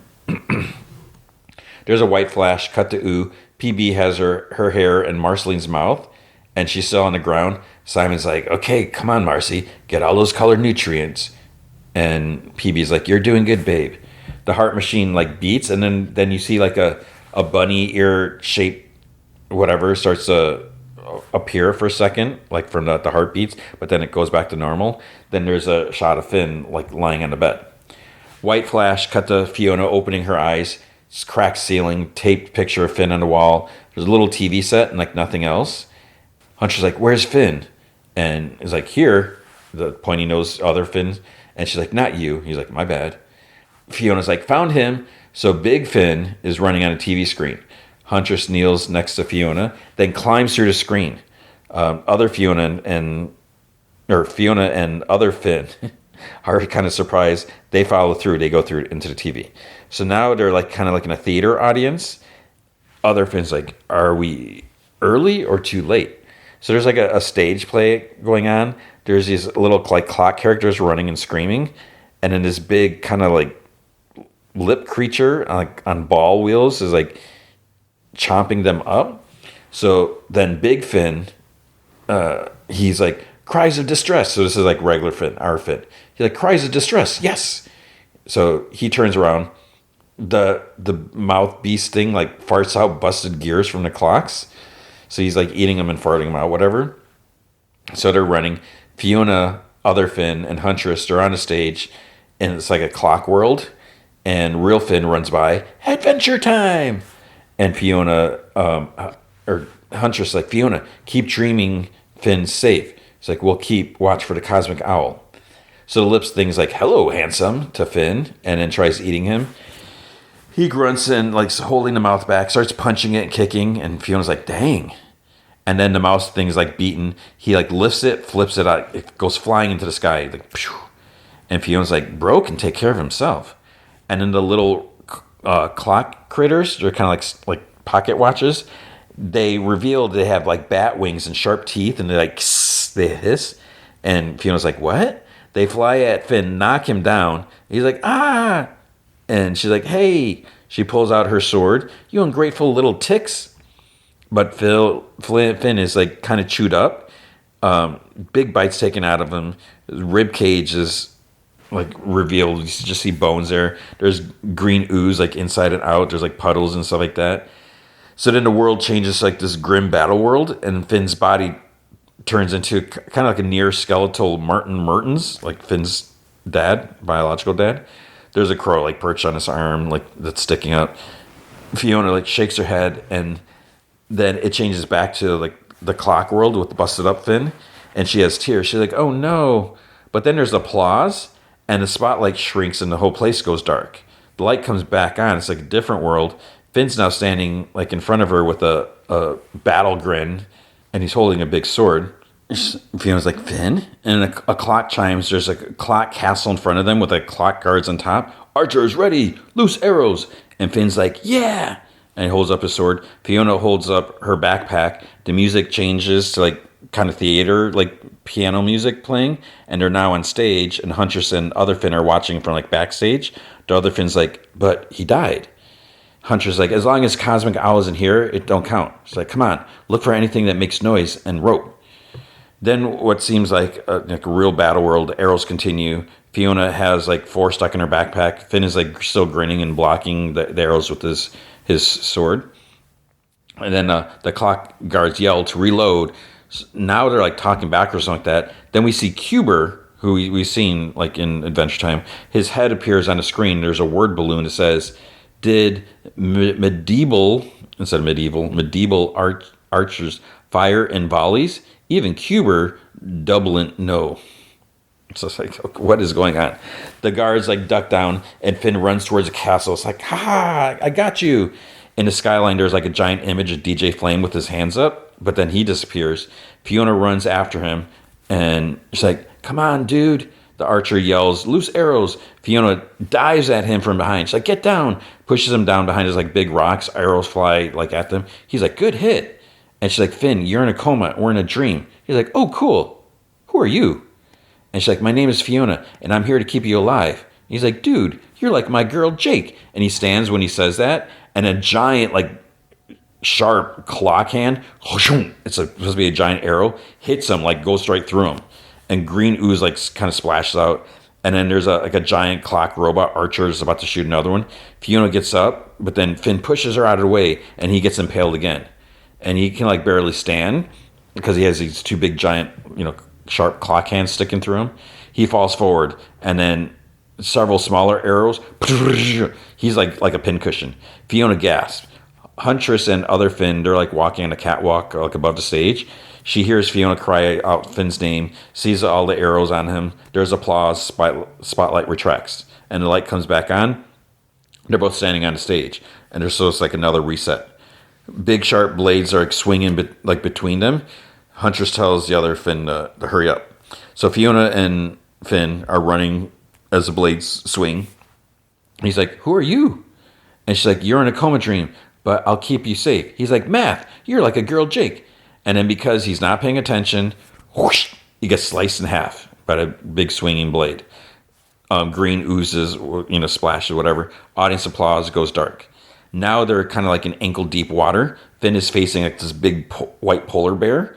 Fiona is covered with, like, she's got, like, green splashes on him from Finn's blood or whatever. She's facing this yellow bear with, like, a clock face. The polar bear, like, stands up, and his front's kind of, like, cut open, and there's, like, clock gears inside. Finn asks again. He's like, who are you? And she's like, it doesn't matter. So she's like, fight. She slices, like, the clock head off the bear or whatever. Finn's like fighting the big polar bear, but then more clock faces like with teeth like pop out of it after like he chops something off, whatever. Then it swings an arm, chops his head off. And she's like, Finn. His head falls in water, and like 3 fish shaped like princesses swim up. One's like PB, one's like turtle princess, the others I'm not sure. And Fiona like wipes her face, and then you see like a ghost cake like run by, whatever. And then the stage goes black. Then there's maniacal laughter. Finn's inside like a giant hourglass, but there's like a face on the hourglass. He's in the top part. The sand's like falling through, and the hourglass is like laughing. Fiona's like on top, like with her swinging her sword. Unsand him. And Finn's like, who are you? And then like the hourglass is like, time's up. So when he reaches the center, his body kind of crumbles, turns to bones. Fiona tries like, resting, catching her breath, and then the stage goes black. So now they stand before like a big clock. He's like, who are you? The clock chimes, and it's kind of like they're like on this like tree stump. They're almost like a big cuckoo clock. A mechanical like dude like comes out with a big axe, like chopping. He chops at them, dices Finn into like green goo, and Fiona like got knocked off the tree stump that they're on. More clapping, turns black again. Now they're running on this big treadmill. There's a calendar background. There's this like calendar with a face, like one of those daily calendars, is like kind of shooting pages at them as they're running towards it. Like in their real version, they're really running. They're not on the treadmill. Finn whoosh, gets sliced in half. Fiona stabs at the calendar creature, but the stage goes black. Stage lights up. Huntress and other Finn are putting like spears up in an orchestra pit on the stage. Finn's like, oh, hey, who are... A spider alarm clock like came down and like went off. Starts shooting at them with like lasers from his eyes, and they both block him with their swords. And Finn's like, dang, we got a real laser master over here. So Fiona starts like walking forward, so blocking the lasers, and then she kind of reflects it onto the creature, and it blows up. She's like, I did it! And Finn's in the back, woo, woo, woo. But then another spider clock grabs Finn from above, pulls him up, and then there's like green splash and grunt. And she's like, no. There's applause, goes black. Lights come on, and Fiona's like panting. Finn grins, clock chimes. Clock swings what are those, like the cables from like a grandfather clock, the chains with the heavy weights at the end? I don't know what those are called. It's like swinging some of those. A couple hit Finn. He's like, yeah, buddy, feels good. And she's like, how do you keep going? And he's like, that's what heroes do. She's like, but how do you know if what you're doing is right? He's like, I listen to my hero heart and trust the universe to lead me. So she thinks about that. She's like, hero heart.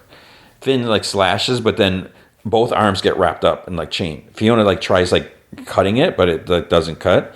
The clock base spins around, and then there's like it opens up. It's like a sarcophagus, like Iron Maiden, basically, full of spikes.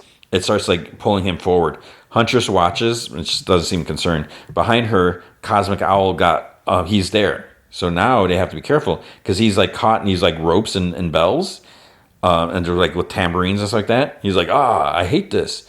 On stage, Finn is like, now he's wrapped up, tied up. He's using his feet to keep like the doors open. Fiona's like trying to hold like one of the doors open outside. Other Finn runs up there and he's like helping out. And he's like, this is it. Cosmic Owl is here. Huntress, like, Owl like fell on the floor from the ropes or whatever. He's still kind of wrapped up.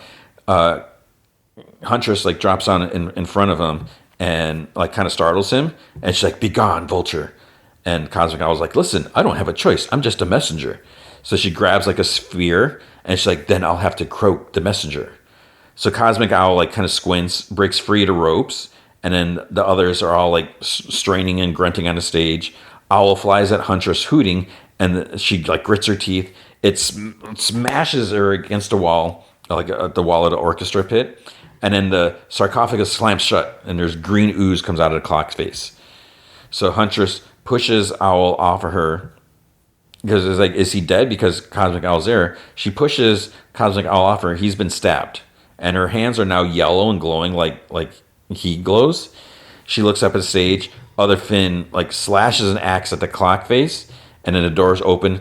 Finn like pierced and leaking green ooze, whatever. He just falls out. Fiona goes to him, but then Huntress comes up on stage carrying the Cosmic Owl. She's like, it's all good. I stopped the Cosmic Owl in time. And Fiona's like, in time? And she starts laughing. And then she's like, oh, heck and heck. There's applause. Spotlight darkens. So now they're all in like a swamp. Huntress still carrying Cosmic Owl's body. And Fiona's like, so you like killed a god? Is that going to be a big deal? She doesn't answer. Then they both kind of shove his body in this like busted clock. Finn goes up to the other Finn. He's like, so what's your story? You're like a hot me. And he's like, I owed you one. And they shake hands. Then a big cuckoo comes out from like one of the clocks. Other Finn chops it in half with his axe hand. And Finn's like, I should add an axe mod. And then Huntress like, Finn? And he's like, Huntress. And she's like, I know you're only Dream Finn, and you're not going to remember this, but I'm going to save you. He's like, I love you, Huntress. And then she like turns away, and other Finn's like, later, Mertens. So other Finn follows Huntress. Fiona looks at them, leaves, and Finn's still like standing there. But then there's like another giant red-eyed wooden cuckoo coming up behind him. And he's like, who are you? Ah! Because it like pecks at him, knocks him down. He's like, face, first in the water. And Fiona's like, Huntress, you should let him know what he means to you. There's applause. And Huntress kind of squints at her. She's like, I'm going to remove my hands now. And she's like, what? So she like flashes. They all wake up. Fiona's like, Fiona has stinky written on her face, like a marker. And there's like a butt cheek, like farting, like on her other cheek. And she's like, ah. Cake is sleeping in her lap. The marker falls out of her hands. And Cake's like, did it work? Huntress stands up. She has like a twirled mustache and little beard drawn on her face. And she's like, yes, Finn will live for now. And then she falls over exhausted and starts snoring. Cake's like, is she narcoleptic? And Fiona's like, I just watched a guy get killed like 1,000 times. So Cake turns her legs into like pillows and motions for Fiona to lay down. She plops down. Cake like kind of licks her head. And then she's like, Fee? Maybe you should take a day off. And she's like, I can't. And she sits up. I need to save the sweet spot and help my friends. I'm supposed to be a hero. Cake's like, you already are a hero. So she smiles and then she sighs. She plops back, like on her back. She's like, it's just hard. And Cake's like, girl, just get out there and follow your heart. And she's like, my heart. And she blushes and she thinks about the big box of heart of like chocolate that DJ Flame had. So DJ Slime is talking to radio. DJ Flame sitting across from him. It's like he's like sleeping or something like that. Fiona runs up outside the window, starts pounding on the window, and she gets Slime's attention, and she points to Flame. And DJ Slime's like, looks like we have a stalker dropping by the studio. If we're not back after this deep cut, come check on us, Mom. So then he plays like a Wilhelm, and that like wakes up Flame. He sees Fiona and smiles. So he goes outside. He's like, hey, what's up? And she's like, this is going to sound weird, but I saw you in a dream. It felt important. He's like, yeah? What kind of dream? And she's like blushing. She's like, this is kind of a big thing.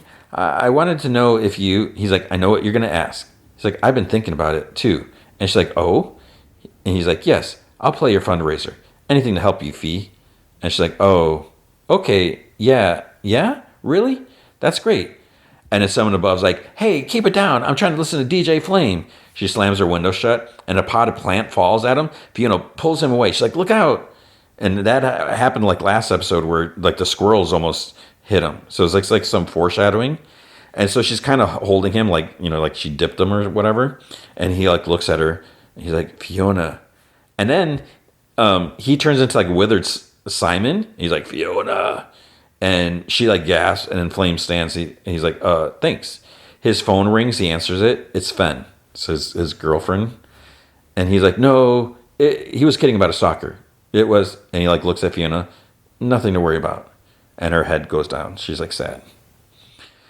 Gary wakes up. Marshall's not next to him. He's playing his guitar in the other room. It's like, okay. And then on Ooh, people are sleeping in the chamber. Marceline's like, she's sitting up sleeping. PB is like putting like pink dye or some pink stuff in her hair because her hair is kind of grayish now. BMO is on Finn. We haven't seen BMO. BMO's not wearing a crown, so doesn't have the fake beard. I don't know what's going on. We haven't seen BMO in a while. And BMO like drew eyes on Finn's lids, his closed eyelids, and gave him like some fake eyebrows and little like color in his cheeks or something like that. And he's like, he is risen. And that's where it ends. So it's like, what is going on? So this is like weird focus on Finn. It's like, what does all this mean? It's so bizarre.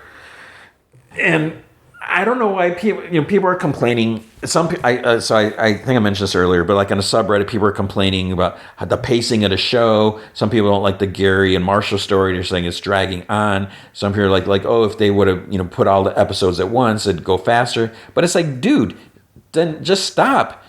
Don't watch. Wait until all the episodes drop. Then you can watch it and binge it. I think it's fine. There's just so much going on. I do admit each episode kind of ends weirdly, but I'm totally fine with that. And yeah, so I'm enjoying it. It's weird. I want more stuff.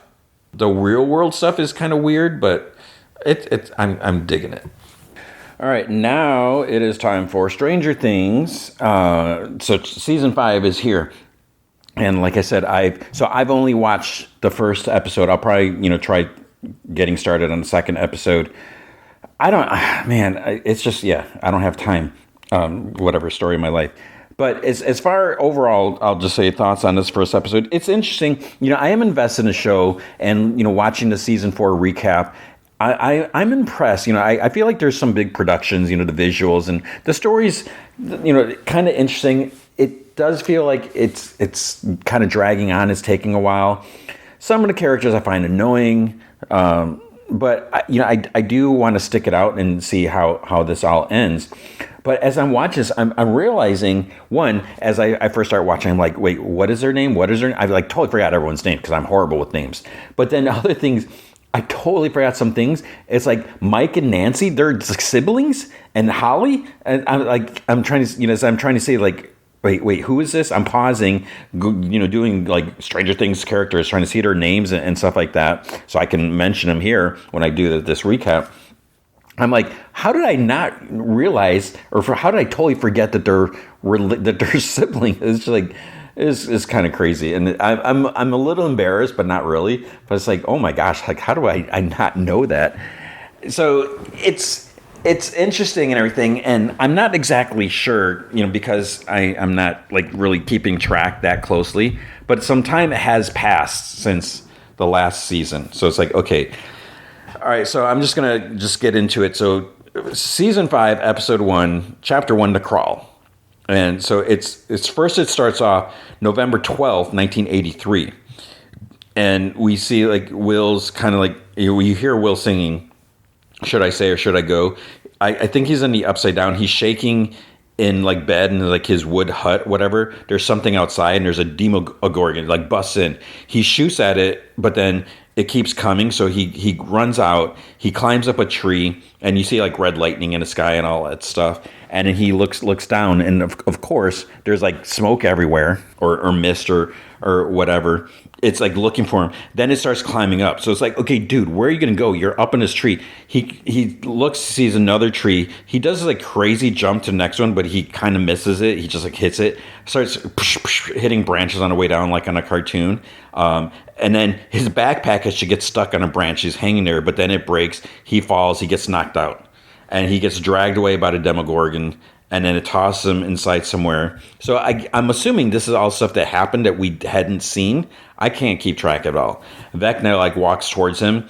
He kind of motions, some tentacle things kind of wrap him around Will, pulls him up upright, and he's still unconscious. And Vecna's like, at long last, we can begin. So then he like kind of looks up. This tentacle thing goes into like by Will's mouth, starts like pumping something into him. He's like knocked out. And it's like, bleh, bleh. And he's like, you and I, we are going to do such beautiful things together, William. Such beautiful things. So I'm still not really clear, like what the heck is Vecna's? How is he using Will? And I don't know if this is foreshadowing stuff since I don't realize what's going on or forgotten stuff. It's like I'm wondering, like, can Will be trusted? So when we get the intro, Then it's November 3rd, 1987.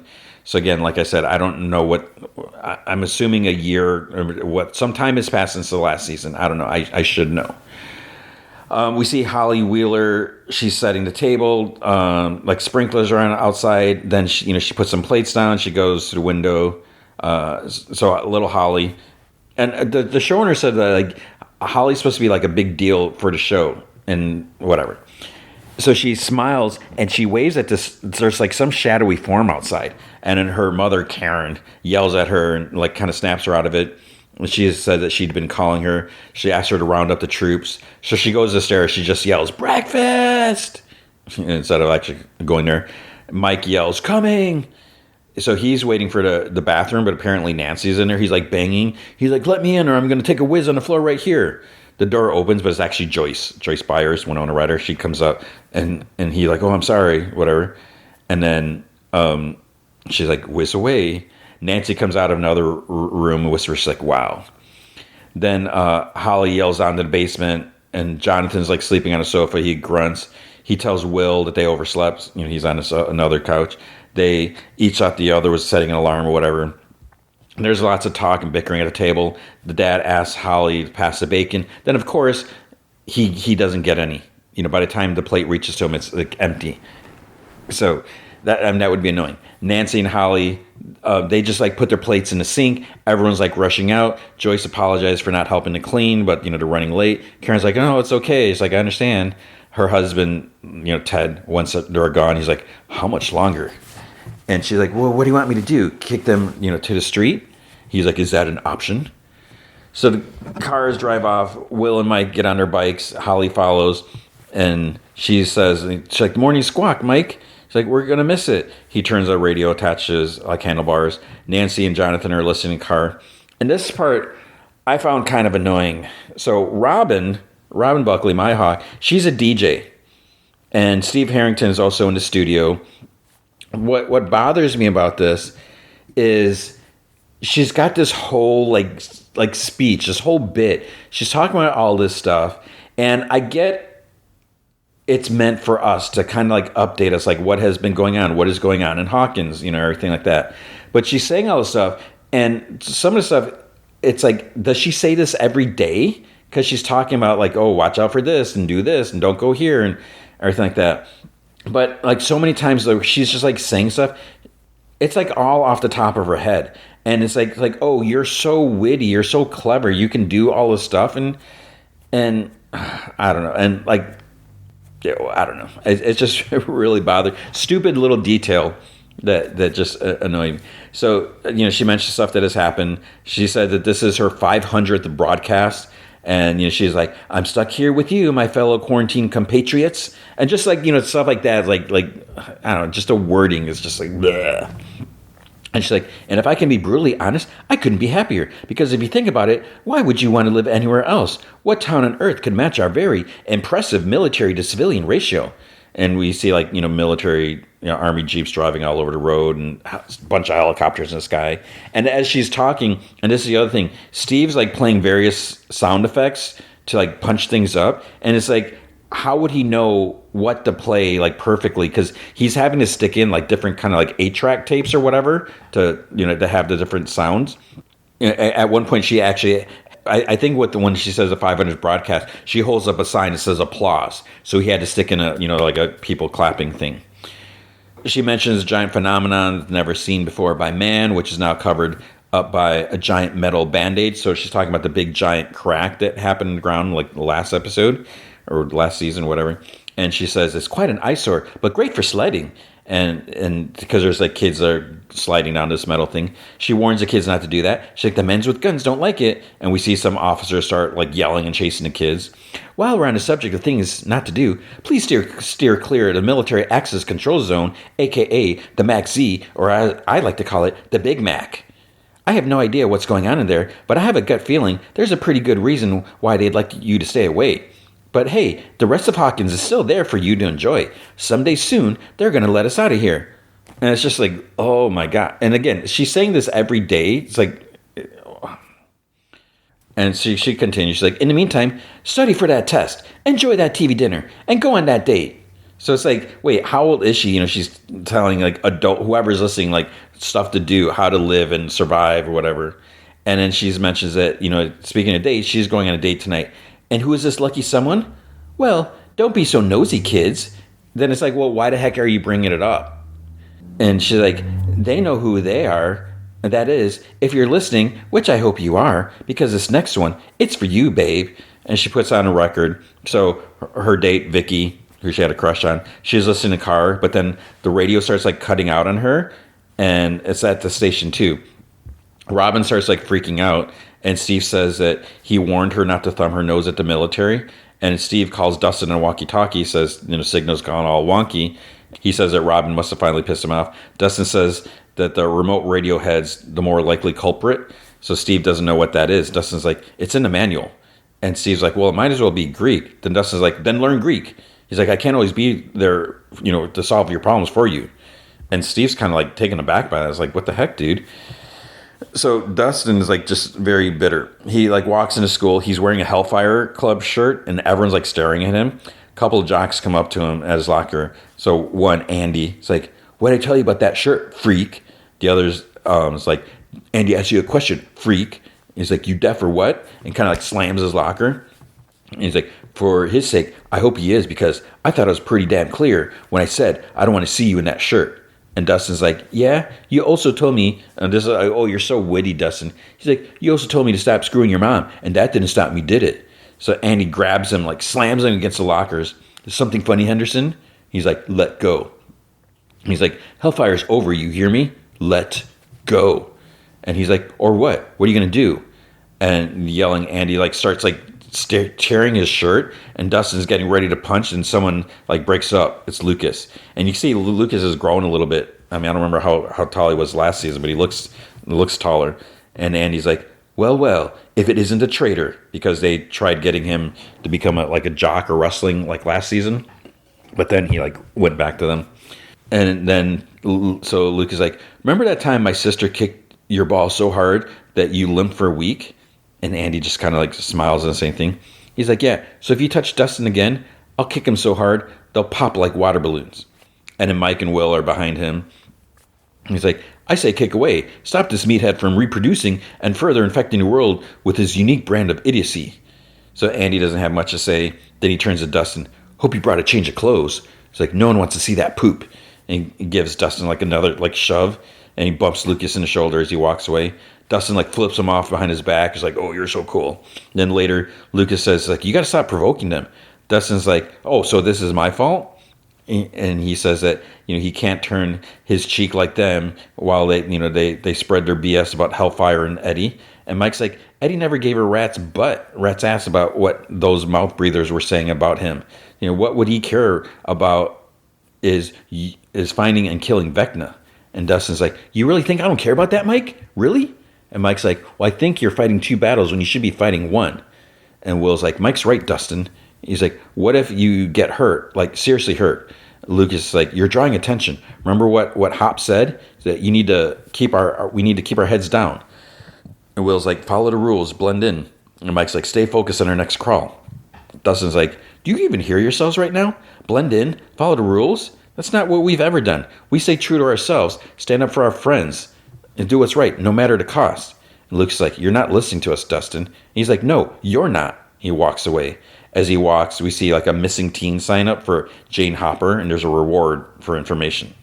Meanwhile, Jane, or 11, she's running through the woods, and it's like there's several armed soldiers behind her. So there's like a helicopter overhead, jeeps, there's more soldiers. One like shoots her in the back with like a trank, and she goes down. And he's like, you're a fast little poop, huh? Flips her over, and surprise, he tells another officer that gets out of SCV, it's not her. Another GD burnout, sir. But then we see 11. She's actually training. There's like a makeshift obstacle course. She's running, rumbling, blowing up pumpkins like on top of scarecrow bodies with her whatever powers. Leaps, goes like flying over like a bus. She's being timed by Hopper, and Joyce is next to him. And he's like, 12 minutes, 33 seconds. So Joyce says it's a new record. Then she asks 11 how she's feeling. She says, okay, She was 4 seconds too slow, and she insists on resetting it. Hopper wants to have waffles and celebrates the record time, and you watch Miami Vice marathon. But she's just being an annoying brat, it seems like, and it's like, why don't you reset it yourself? So you see a truck driving, approaches a military checkpoint. Yuri's driving, and so I guess I'm assuming he has a fake ID. They look it over, they let him in. At the radio station, Robin's still freaking out because the power's out. Steve's trying to figure out what to do. Nancy actually finds the technical manual, and she starts flipping pages, and Steve points out the remote radio head thing that Dustin mentioned. So, they have to figure out, where might it be. Nancy figures it must be way up top this massive radio tower. So they all go out to look. Then Robin's like, so I guess someone's got to climb to the tippy top of this bad boy, and starts imitates squeaking noise or whatever. Nancy mentions, without a harness or anything, it seems kind of dangerous. But it's like, why doesn't Robin do it if, she knows everything? But Steve, he's like, AKA job for good old Steve Harrington. And Robin's like, no. She's like, no third person. Jonathan's like, I actually think this might be a better job for Jonathan Byers. So Robin and Nancy, they both roll their eyes. And Steve's like, I'm 1/4 monkey, dude. And he's like, don't sweat it. Robin reminds him of the voltage, Leslie wants to fry. And he's like, I know. He claims he knew. He's like, I'm not an idiot. He goes inside the little shack thing at the bottom, turns the power off. But then he comes out. He sees Jonathan's already started climbing. So he's like, whoa, what are you doing? So he runs to the ladder on the other side, and they both start climbing. Robin asks Nancy, she's like, what is it about your present that brings out their inner Neanderthal?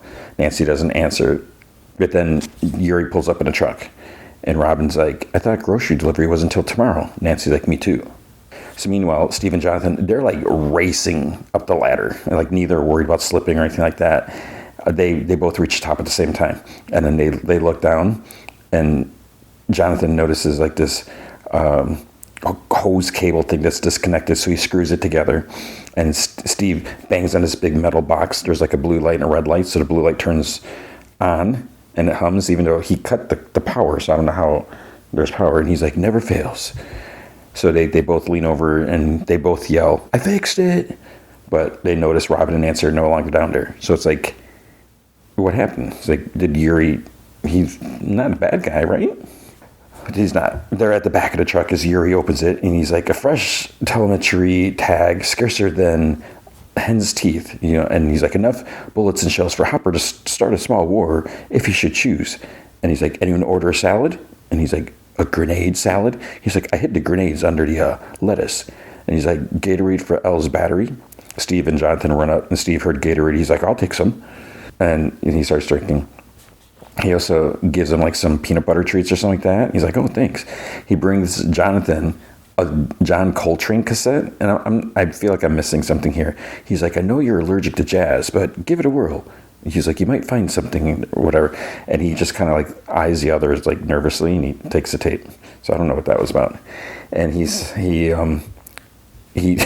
smacks Nancy on the head with this envelope. He's like, for station manager. He's like, the reason for my premature delivery. And so she looks at some docs, and she's like, a burn tonight? But and he's like, too soon, I know. She's like, whatever they're doing in the Upside Down evidently needs serious resources. Robin's looking, it's like a cargo manifest or something like that. She's like, that's a lot of cargo. And Yuri's like, I figure supply drop this big takes 2 hours minimum. Nancy's like, which gives Hopper plenty of time for a crawl. Yuri's like, maybe tonight's the night we finally find that bastard and end this. At school, Dustin is still wearing a torn shirt. He goes into a science room or something like that. There's just science creatures inside. And there's this big snake in a aquarium thing, whatever. And he's like, oh, are you ready for a field trip? Or something like that. At lunch, Lucas says that, Dustin has lost his mind.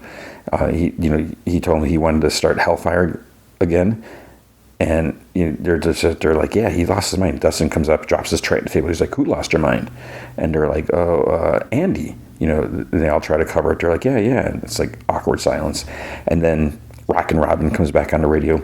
They had some annoying technical difficulties, but to make it up to you, we have a very special treat that's sure to turn your day upside down. And then she puts Upside Down by Diana Ross on. The kids know it's a code because Upside Down, obviously. So they're like, already? So Mike, he like asks her to, he's like, so give me some paper. Hopper and Joyce hear the same thing.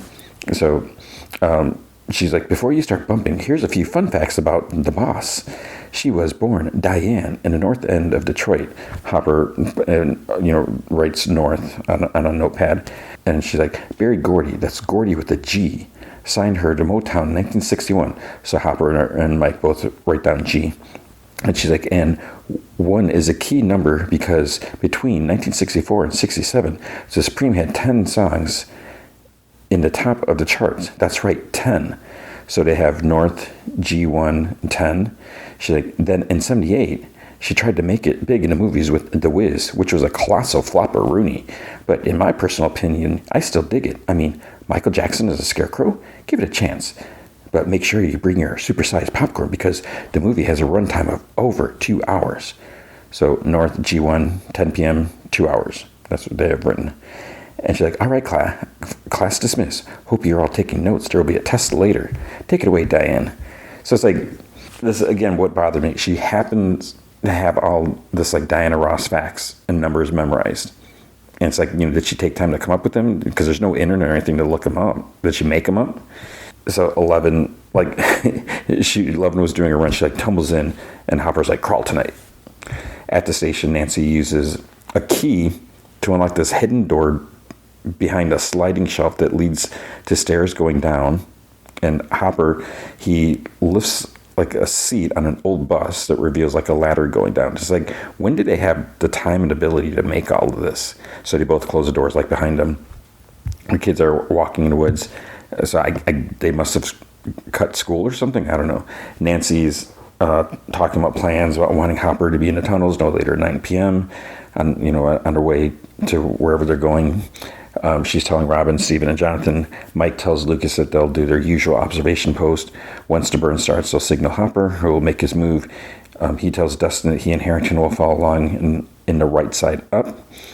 Try to keep up with the telemetry signal within. And Dustin's like, -60 and -70 dB, easy peasy. So that basically, they're going to be following Hopper. Hopper's going to be in an upside down. They're going to follow Hopper on the right side up, and they have to keep radio signal within that range so they can talk to him when he's on the other side. Nancy says that they'll assume the convoy will take the same route. So they get to point G1, drop off Hopper. They'll have 2 hours to search for Vecna, which is ample time. He's cleared zones faster than that. So, another successful crawl. Then the 3 of them just sit there. And Nancy's like, is there a problem? And Jonathan's like, no. I mean, I think it's good. And Steve's like, yeah, it's good. It's really good. It's just, and then Robin's like, zone G1, that's not exciting, or Vecna E. It's like, what does it have? Circuit City, a couple of houses, and Dustin's like, a big buy? He's like, what are the chances of Vecna's shopping for Lucky Charms? And Mike's like, well, it doesn't matter. We stick to the plan. And Steve's like, unless he's already dead? He's like, again, your plan is great. It's just, this is crawl what? Are we in the 30s now? It's like, not a single baddie in sight. Elle can't find him in her bath, and Will hasn't had his goosey since the shake and quake. And last we saw Vecna, he was roasting like a turkey and pumped full of lead. That was before he fell 3 stories. So you ever think that we're scouring a battlefield that we already won? And Jonathan's like, have you forgotten what he showed Nancy? Hawkins on fire, Karen, Holly, everyone dead. And Steve's like, yeah, but he also showed Max, her brother, walking around with a hole in his chest. That's what he does. He gets in your head and he tries to scare you. Nancy's like, well, he did a good job because I'm scared. And you should be scared too, because if he's still out there, he's planning to end our world. And Mike's like, we don't stop looking, even if it takes 100 more crawls, 1,000. It's like, we don't stop until we're GD sure that wrinkled, noseless, rotting bastard is dead and gone and never coming back. So they put their hands in a circle, do I kill Vecna? 1, 2, 3, kill Vecna. Then they Will's starting to look weird. He turns around, and there's overlapping voices drown out the others, and he looks in the sky. The camera starts spinning, and he stumbles, catches himself against a tree. The others rush to him. Mike's like, was it Vecna? He's like, I don't know. He's like, I just had this crazy feeling.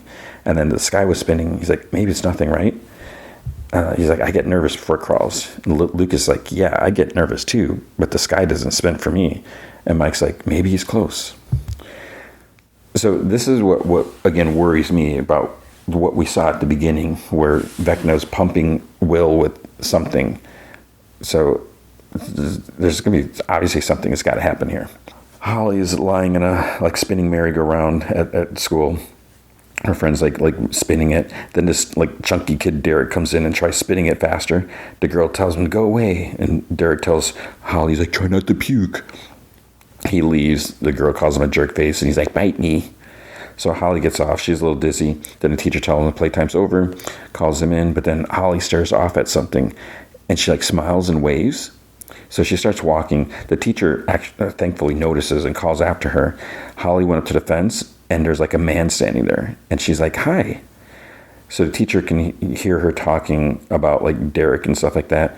And she walks around a bush, and she sees Holly talking to no one. And she's like confused or concerned.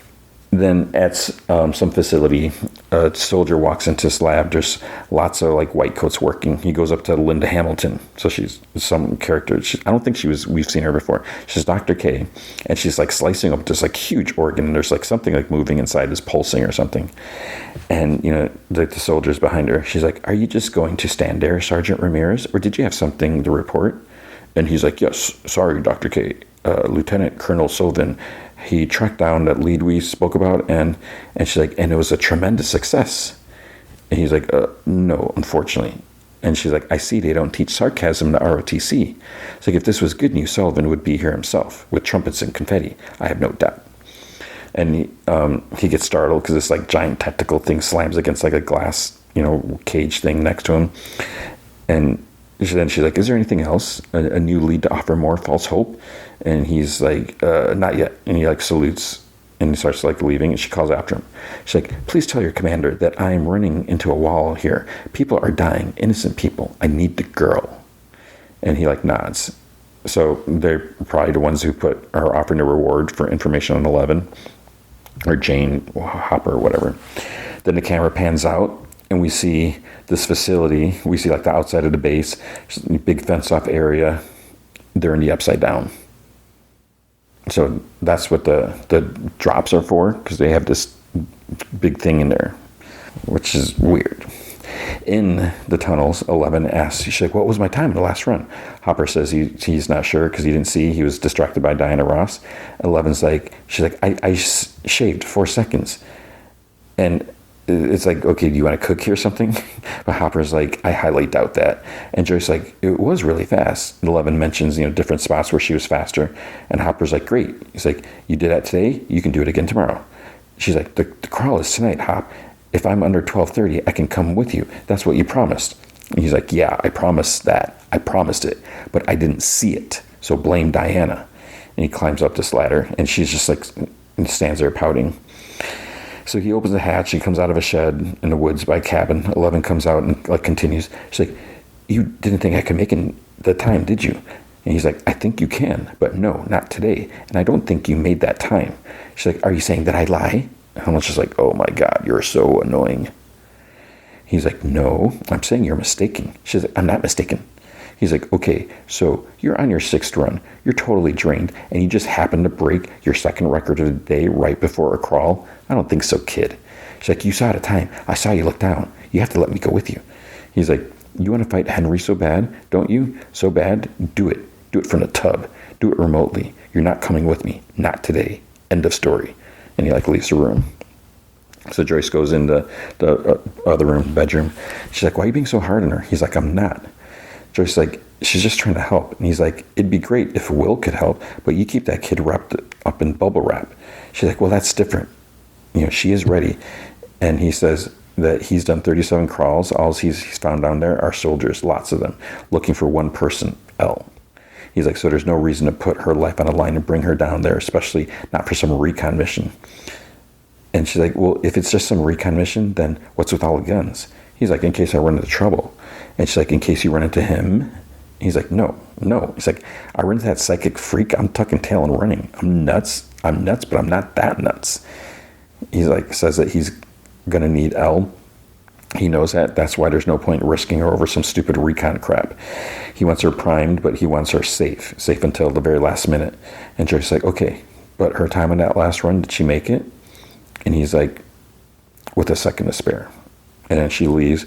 He goes to a secret compartment. He takes out like a satchel. It's like, what's in there?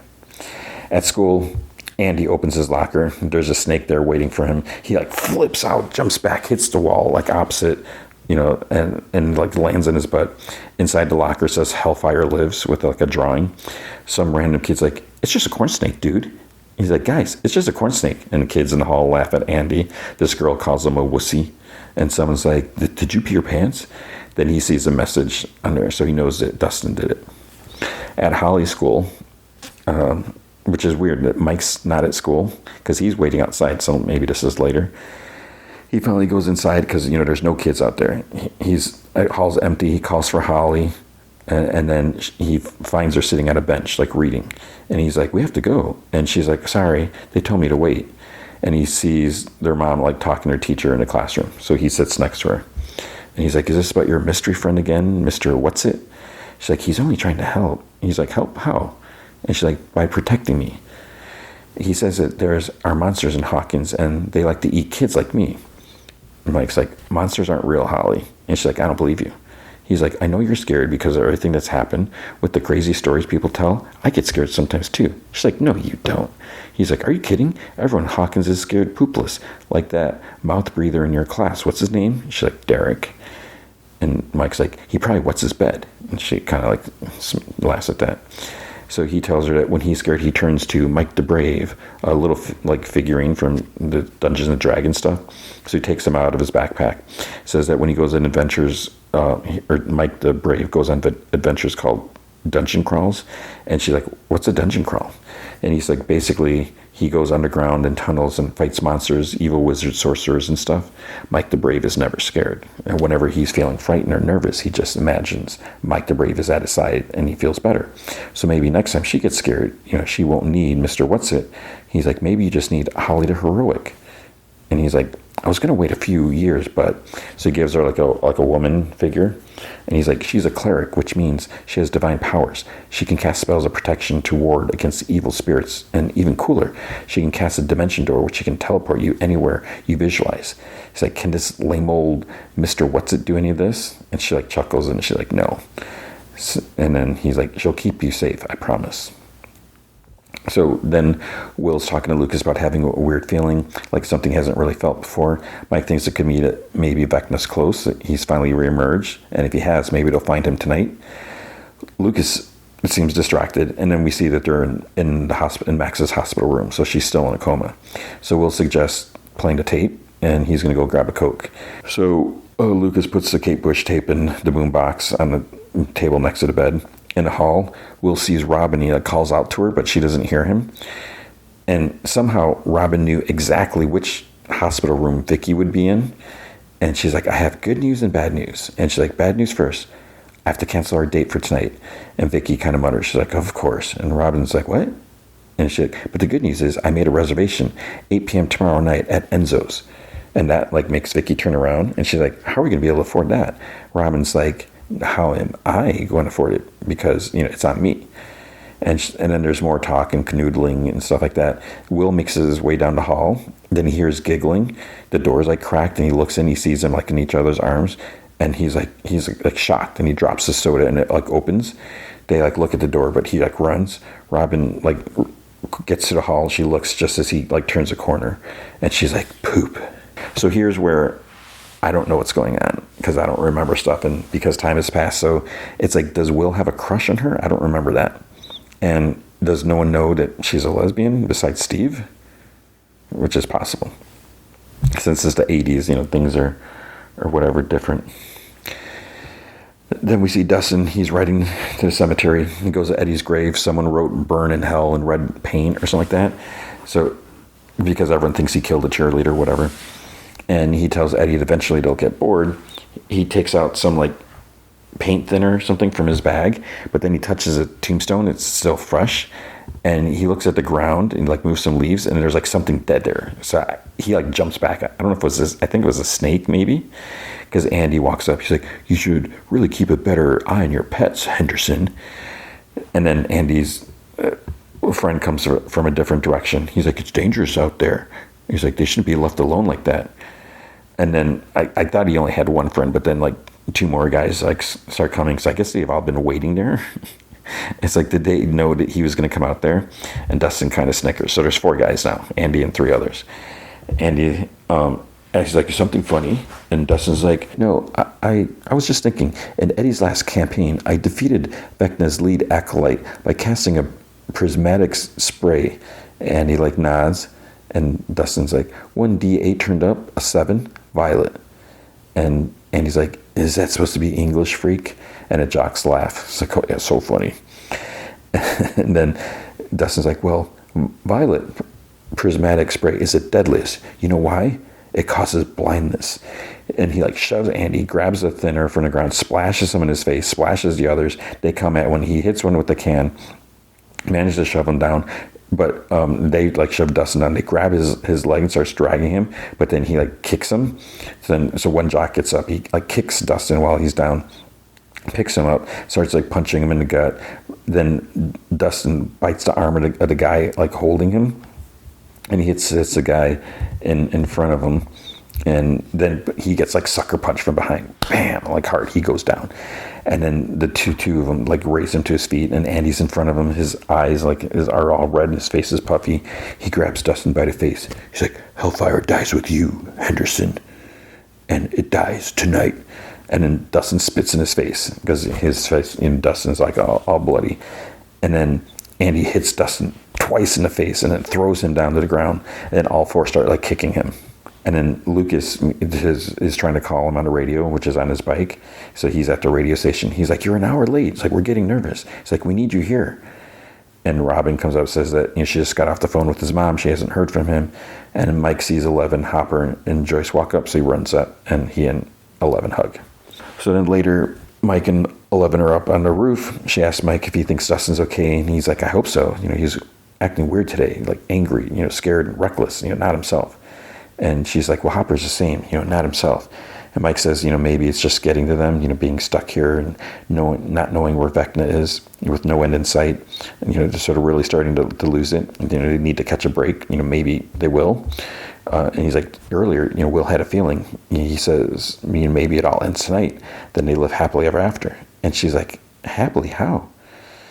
And Mike's like, "Well, in our campaigns, they travel elsewhere to celebrate. The town has seen too much, so they go somewhere like beautiful and peaceful with like 3 waterfalls or something. And then they start together again." And she's like, "Do you think that could be real for us?" And he's like, "Well, yeah, maybe, not the waterfalls." Then it's time to get ready. So Steve's like trying to move this radar antenna in the van. There's like this big wheel, but it's like locked. And Will's like, "Dustin probably has a safety lock on a wheel to turn it." So Steve like looks, he finds it, and then he locks on a signal. Then he's like, "How am I supposed to monitor this and drive without Henderson?" Will says that he can do it. He can monitor. And Joyce is like, "No." It's like, "You're staying, here." And he said that he's helped, Dustin set up the antenna that and she's like, "It's out of the question." Then she asks Jonathan if he can work it, and he kind of hesitates, and he's like, "Yeah, I think so." So Hopper's like, "Well, you better not think, you better know." He's like, "You lose me out there, I'm not coming home." So Jonathan's like, "Yeah, I can handle it." And Will's obviously upset. So Joyce is just being super overprotective. So the van leaves. Kids ride on their bikes. 11's like is standing there staring because she can't do anything. Hopper opens a hatch to one of the tunnels in the woods nearby. Joyce, sees them off. They say their goodbyes, whatever. Holly's in a room making like a bead necklace. Then she hears Karen, her mom. She's like, "Look, she was standing at the fence talking into thin air." And then Ted, her dad, is like, "She was probably talking to herself." And then Holly starts going down the stairs to listen. And Mom's like, "Standing there talking to nobody?" And he's like, "Well, she's hardly the first child to have an imaginary friend, Karen." And she's like, "Well, I wouldn't be so worried if she was 5 years old, but she's not 5 anymore, is she?" And it's like, why are they talking so loudly? And then he gets up. He's like, "I can't talk to you when you're like this." And Holly goes back to her room. She closes the door and she goes in her bed and kind of starts like crying. And I think she's holding her little figure. Down below, Hopper, he's walking through the tunnels. He reaches another ladder, comes up. He's in a radio shack, goes to a window, sees a bunch of soldiers in the streets. Mike and Lucas are like up in a church tower, and Lucas has like binoculars. Mike is on the radio. Then 4 trucks approach the gate. 2 dudes in like suits and flamethrowers. They light up this entrance. So I guess it's the entrance to the Upside Down. And trucks start moving in. So they're watching to let Hopper know if it's clear. And there's one guy that's kind of standing there. So once it's clear, he runs up to a truck. He gets in the back. It's like kind of like a army transport truck thing. So the portal is like burned open. Trucks start driving through. Joyce radios Jonathan, asks if he has a signal, and he's like, no. But then it starts up. He reaches like 90 decibels or whatever, and he tells Steve to start driving. So Hopper can hear them over the radio. Then the trucks start like running into each other, because like the first one stopped and they just like slam into each other, and they start to lose a radio signal because the van is still moving but Hopper's not. So Jonathan's like stop. Hopper tells him that they slam to a stop or something like that. 11 thinks that the soldiers know that he's there, and Joyce is like, no, they don't know that. So Hopper is like aiming his rifle towards the back of the truck, and so you can hear a soldier's like, what's going on over there? And 11's like there are too many of them, he can't take them. Will's like watching it as she's like pacing, and then he gets a weird look on his face and his pupils get big, and then like in his eye we can see like the Upside Down. So I think he's having this connection with something down there. And then Hopper's like, he's like watching the back of the trucks, and he hears something to the side, and because he's like in the last truck, and you hear a soldier scream, and then there's like gunfire. Joyce starts panicking because I guess I'm assuming she can hear the gunfire over the radio. And then there's like roaring and more screaming. Will starts like twitching, and he's seeing through whatever the creature is that's attacking them, and it's like up high. And then he sees like soldiers like standing and shooting. Then it like swoops down, and you can see like massive hands like slam down on a soldier. He gets like torn a bit and like tossed aside. Then he attacks at another one. Will sees like another soldier get attacked. Then like lights in the place start flickering at this radio station. Jonathan tells Steve, he doesn't know what's going on. A soldier gets into the truck with Hopper in the driver's seat, starts backing up, and Hopper's in the back, getting tossed around a bit. And he like looks behind him, and there's a Demogorgon attacking, and like stray bullets, like one hits, a couple hit the truck, so he got like shot like in the side, but it's not too bad, but he still hit. The Demogorgon starts running after them, like running on all fours, reaches them quickly, leaps up on top. Hopper like falls on his back, he's like ready to shoot, and you see like claws like pierce like the top of the back of the truck, but it keeps moving, rips open the top and where the soldier's driving. Then Hopper hears like a squelch, and he sees like the soldier gets tossed out and like falls behind him. The Demogorgon leaps off the truck, and the truck like slams into a tree. And meanwhile, Will like falls over to his side, slams his head on the floor. The others just now notice that he's like messed up. Joyce like calls his name, runs to him, and then the fuse box at the radio station starts like sparking. Hopper gets out of the truck. He looks around. He hears like the creature snarling. He radios the others, but they can't hear him because the signal's off. But there's like a building nearby. So Nancy grabs a flashlight. They're still trying to wake Will up. His head is like twitching, his eyes are flickering, and he's seeing like, I guess through the Demogorgon, it's like running on all four. It leaps over stuff and everything. It reaches, it looks like it's Mike's house. And Joyce is practically like slapping him awake. He snaps out of it and he gasps. And she asks him what happened, and he wheezes. He's like, I saw it. And Joyce is like, what'd you see? He's like, the Demogorgon. It's coming for them. And she's like, for who? Who's them? And he slowly turns and looks at Nancy. And then she's on the move. He tells Robin to stay there, contact Hopper, the boys, tell everyone what's going on. And he asks her if she can get the power back on. Robin's like, I can try. And Nancy's like, if you do, call your house and tell everyone to get the hell out. And I think 11's going to go with Nancy. Ted is out somewhere like golfing in the night. Karen's drinking wine, or more wine. She goes upstairs. She passes Holly's door. Doesn't even check on her or anything. She's still in bed, upset. Then she takes her nightlight out of the wall, and it's still like lit up in her hand. And like her light bright and some other light things are also lit, even though they're not turned on, and then the corner of her ceiling starts like crackling, and there's like some thuds. So she tries calling her mom, and then a hole appears, and you see like red light pouring in, and so she's like kind of trapped in a corner, and the Demogorgon starts like tearing through, like it's almost like it's tearing between the fabric or worlds, I guess. It sticks its head in and roars. Holly screams, and that's the end. So how is she going to get out of this? She's got her little figurine. Mike promised her she'd be safe, but what's she going to do? And the others are too far away. Yeah, so this could be the end for Holly, but it can't be. So that is episode 1. Episode 2, the title is The Vanishing of ... So that means, is Holly going to vanish? Because they're probably maybe not going to kill her. Maybe Vecna wants her for some reason, because who knows. That was season 5, episode 1 of Stranger Things. All right, and now the movie feature is Wake Up Dead Man, a Knives Out mystery. So this is the third Knives Out movie. So this is written, directed by Rian Johnson, and it has Daniel Craig as Benoit Blanc. And the interesting thing, when I heard, so the first movie is called Knives Out. The second one was, I'm pretty sure isn't it Glass Onion, Knives Out Mystery, and this is Wake Up Dead Man, Knives Out Mystery. But I heard that like Rian Johnson is like, he's like okay with the subtitle Knives Out Mystery, but he wants to change it to a Benoit Blanc mystery. I don't know about that, because I mean, to be honest, when I think about this, I forget the guy's name, even though, obviously that's a big part of it. But I feel like Knives Out is the bigger name, because, it's like, oh, you can see Knives Out 3. Because if you say, oh, I'm going to see Wake Up Dead Man, like, what's that? But then, or like when I saw this, I was like, you got to see Knives Out 3. All right, so what is the deal with this? So this comes out in Netflix on December 12th. So it is playing limitedly in theaters, which I think is really cool. So, the whole family, we all went to see this.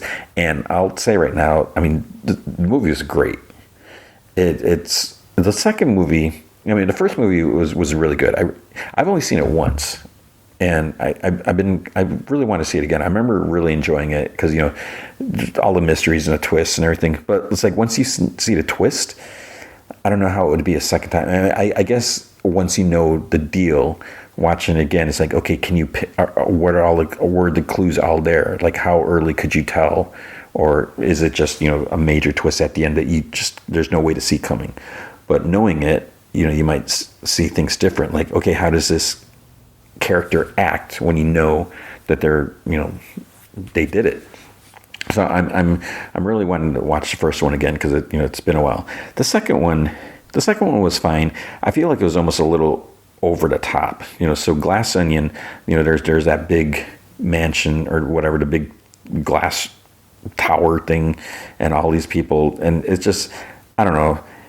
Part of the good and the bad with these movies is they all tend to have like really big like ensemble casts, and you get all these cool actors together, and I think that's part of the fun and part of the mystery is, okay, one of these people did it, but we have no idea. And the more people that you have, the more characters you have, the more it'll keep you guessing, I guess. I am kind of curious though, if they continue this, because Rian Johnson and Daniel Craig both said that they would like to do more as long as they're both involved, as like the other person is involved. But Rian Johnson didn't really have any idea, but I think they're starting to like form, just like play around trying to map out some things. But what I'm thinking is like, all right, when we get the next one, it's like, who are you going to put in the movies? Because they're using all the actors, and yeah, so it'll be interesting to see who they'll get for the other ones. So this movie, let's just it's going to be so hard to talk about this because I don't want to spoil anything, but we'll just go to the Rotten Tomatoes. So critic score is a 95%, and the audience score now is a 96%. So people are digging it. The only thing what you have to be careful, and if it is not playing anywhere near you, you want to make sure you avoid spoilers, because I look on the Wikipedia page, they have it's all laid out, like everything is there. So you want to be careful with that, and that's the thing, because even if it's playing limitedly, people are still out there watching it. So you don't want to get spoiled by this. As soon as it airs on December 12th, you're going to want to watch it as soon as possible before you hear anything, because that's I feel like that's the fun of these movies, is you got this big mystery and you just have no idea what's going on. And with this one, I feel like there's just like layers and layers, and it's when you start going, it's like, wait, where is this going? Like, who could what? And you just don't see it coming. When you're setting something like that up, I feel like you got to be careful, because you don't want to purposely just like overdo it and make it like, just like out of nowhere. It has to like all fit together, because when they do the big reveal and go step by step, it's got to make sense, and it can't be too far-fetched, or people are just gonna like shake their head and not be satisfied. So I feel like everything that they have here, there's a couple twists. There's like, okay, that was kind of crazy, but they're not really twists, like just like facts or whatever. What is weird about this is the way it starts off, because so I'll just say a little bit. There's this young like priest dude, this reverend. He was like a boxer, and he becomes a priest because well, I won't say anything. So he becomes a priest, and he was a boxer, so he's kind of got not necessarily anger or anything like that, but he's not your typical reverend guy, and he ends up going to this small church where Josh Brolin is like the main dude there, and things are a little shaky at this church. And as it sets up, this reverend, this young dude, he's kind of like introducing all the characters and like their connection in the town. It's a small town, so he's like kind of talking about everything. And as I'm watching this, I'm like, why is he telling us all this? Like, why is he like narrating all this? I was like, isn't Daniel Craig the one who's going to be investigating whatever the mystery is? We don't even know what the mystery is just yet. And it's like, who's invested? What's going on? Yeah, I mean, it is explained later, like, and it makes sense. But it was like, wait, Daniel Craig's not even in the first opening part. It's like, what's going on here? So, it's at this small town. The congregation's kind of dwindling. Josh Brolin's very harsh, and see, I don't think I can really talk. I don't want to even hint at anything. Like, I don't even want to talk about. I feel like if I just start describing the characters, I might accidentally. No, I don't think I would necessarily insinuate or say anything, but yeah. So there's like, who's all in this? So let's see. Yeah, so I'm just going to list in order that they're on the Wikipedia page. So we got Daniel Craig, Josh O'Connor is the Reverend.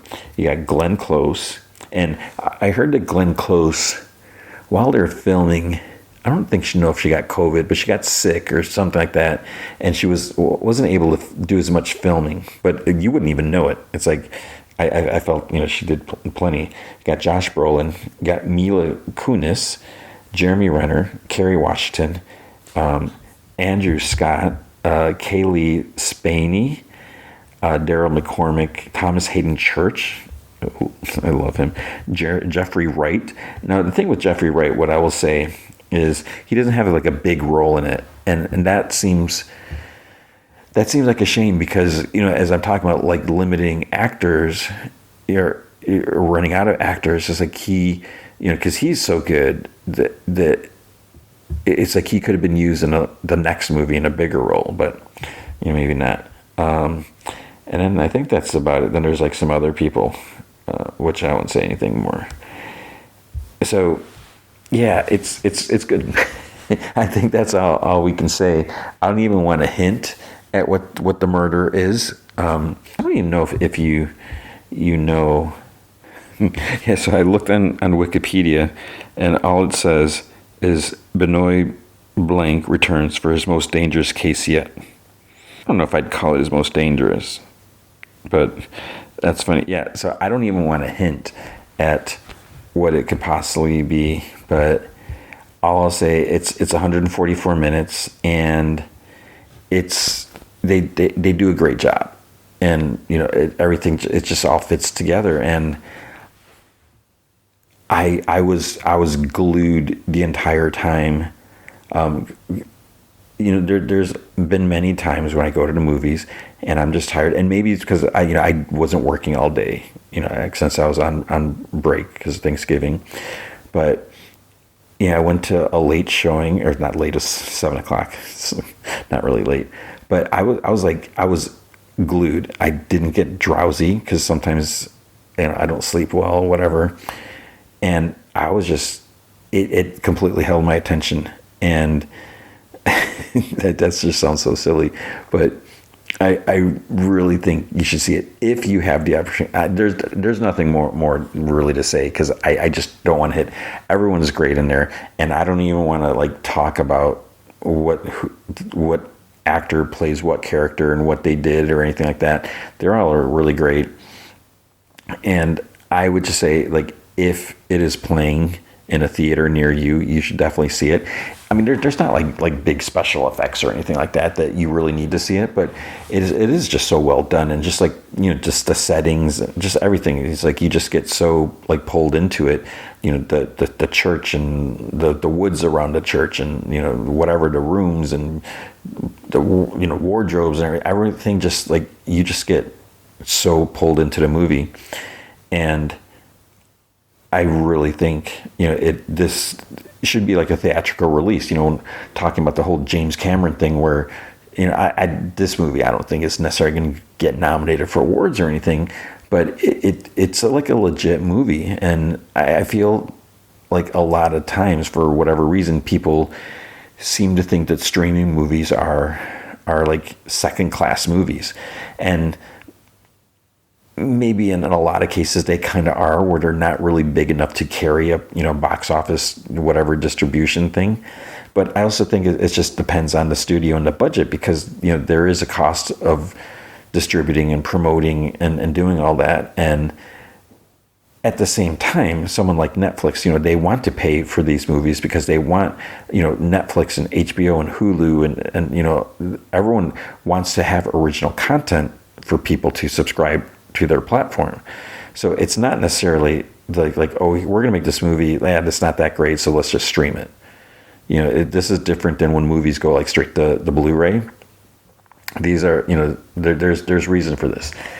So this, I feel like this could have had a wide theatrical release, and it probably would have done well, with the proper promotion, and that's the thing, they're going to show this in the theater. I don't know how much promotion there is. I don't even know if people would know if it was playing in any theaters around. But I just, because I'm keeping my eye on, what's coming out, and I knew that there was a possibility and there was nothing else there. So when I saw this playing, I'm okay, I'm going. And then I just asked, the wife, daughter, and, her boyfriend. So just all of us went, and it was great. Everyone enjoyed it. So you should watch it. That's all there's to say. Nothing more. I'm not going to describe anything. It's a really good mystery. And I don't feel like we necessarily have that so much. So we need these. We also have the other movies, the Agatha Christie ones. And that's really the main competition. We have these two mystery franchises. And, and they both are carrying the smart detective dude. So, I'm kind of leaning a little more towards this one after watching this. So we'll see. Let me know what you think of it. But again, it's not out on Netflix until December 12th. So, I'm sure people are going to wait, and some people may not have a choice, but it's definitely worth watching. So be sure to check that out. And thank you for checking out this episode, but that is going to be it for this week. And it is super late when I'm recording this, so I apologize if I'm just like rambling. But big thanks to Andrew Loken. He is a big supporter of the show. You can be a supporter by going to patreon.com/gmanfromheck. Any amount you can commit to will be awesome. If you commit at the Rick Jones here or higher, you get access to the Secret Podcast from Heck, which is additional 30 minutes of podcast entertainment every single week. Last week, I did another off my mind about time travel, Back to the Future, about how many Marty McFlys are there. And I just feel like I could probably do like another Back to the Future one this week, but I'm not. I don't know what I'm going to do this week. I'm probably just go do another What If or something like that. But if you can't commit to a monthly commitment, you can also help out by going to coffee.com/gmanfromheck, and you can buy me a virtual cup of coffee or two. And that is ko-fi.com/gmanfromheck. All right, so what is going to be next week? Next week's movie feature is going to be Five Nights at Freddy 2. I enjoyed the first one. I thought it was fun. I kind of feel like maybe I should watch it again. I don't know if I'm going to be able to, but I'm looking forward to the second one. And it sounds like they're going to like spruce it up, whatever, we'll see. And then we'll have more Stranger Things. We'll have, I'm only going to do one a week. So we'll have episode, 502. We'll have another Pluribus, Adventure Time, and Welcome to Derry. So much good stuff. So that is going to be it. So I hope you are doing well. I hope you had a good Thanksgiving, if you celebrate Thanksgiving. We are almost in the holiday season, in the whatever, Yuletide season, whatever you want to call it, whatever you celebrate. So I hope you're ready for that. I hope you're taking care of yourself. I hope you're finding time to do fun things. And I hope you remember, be good to each other.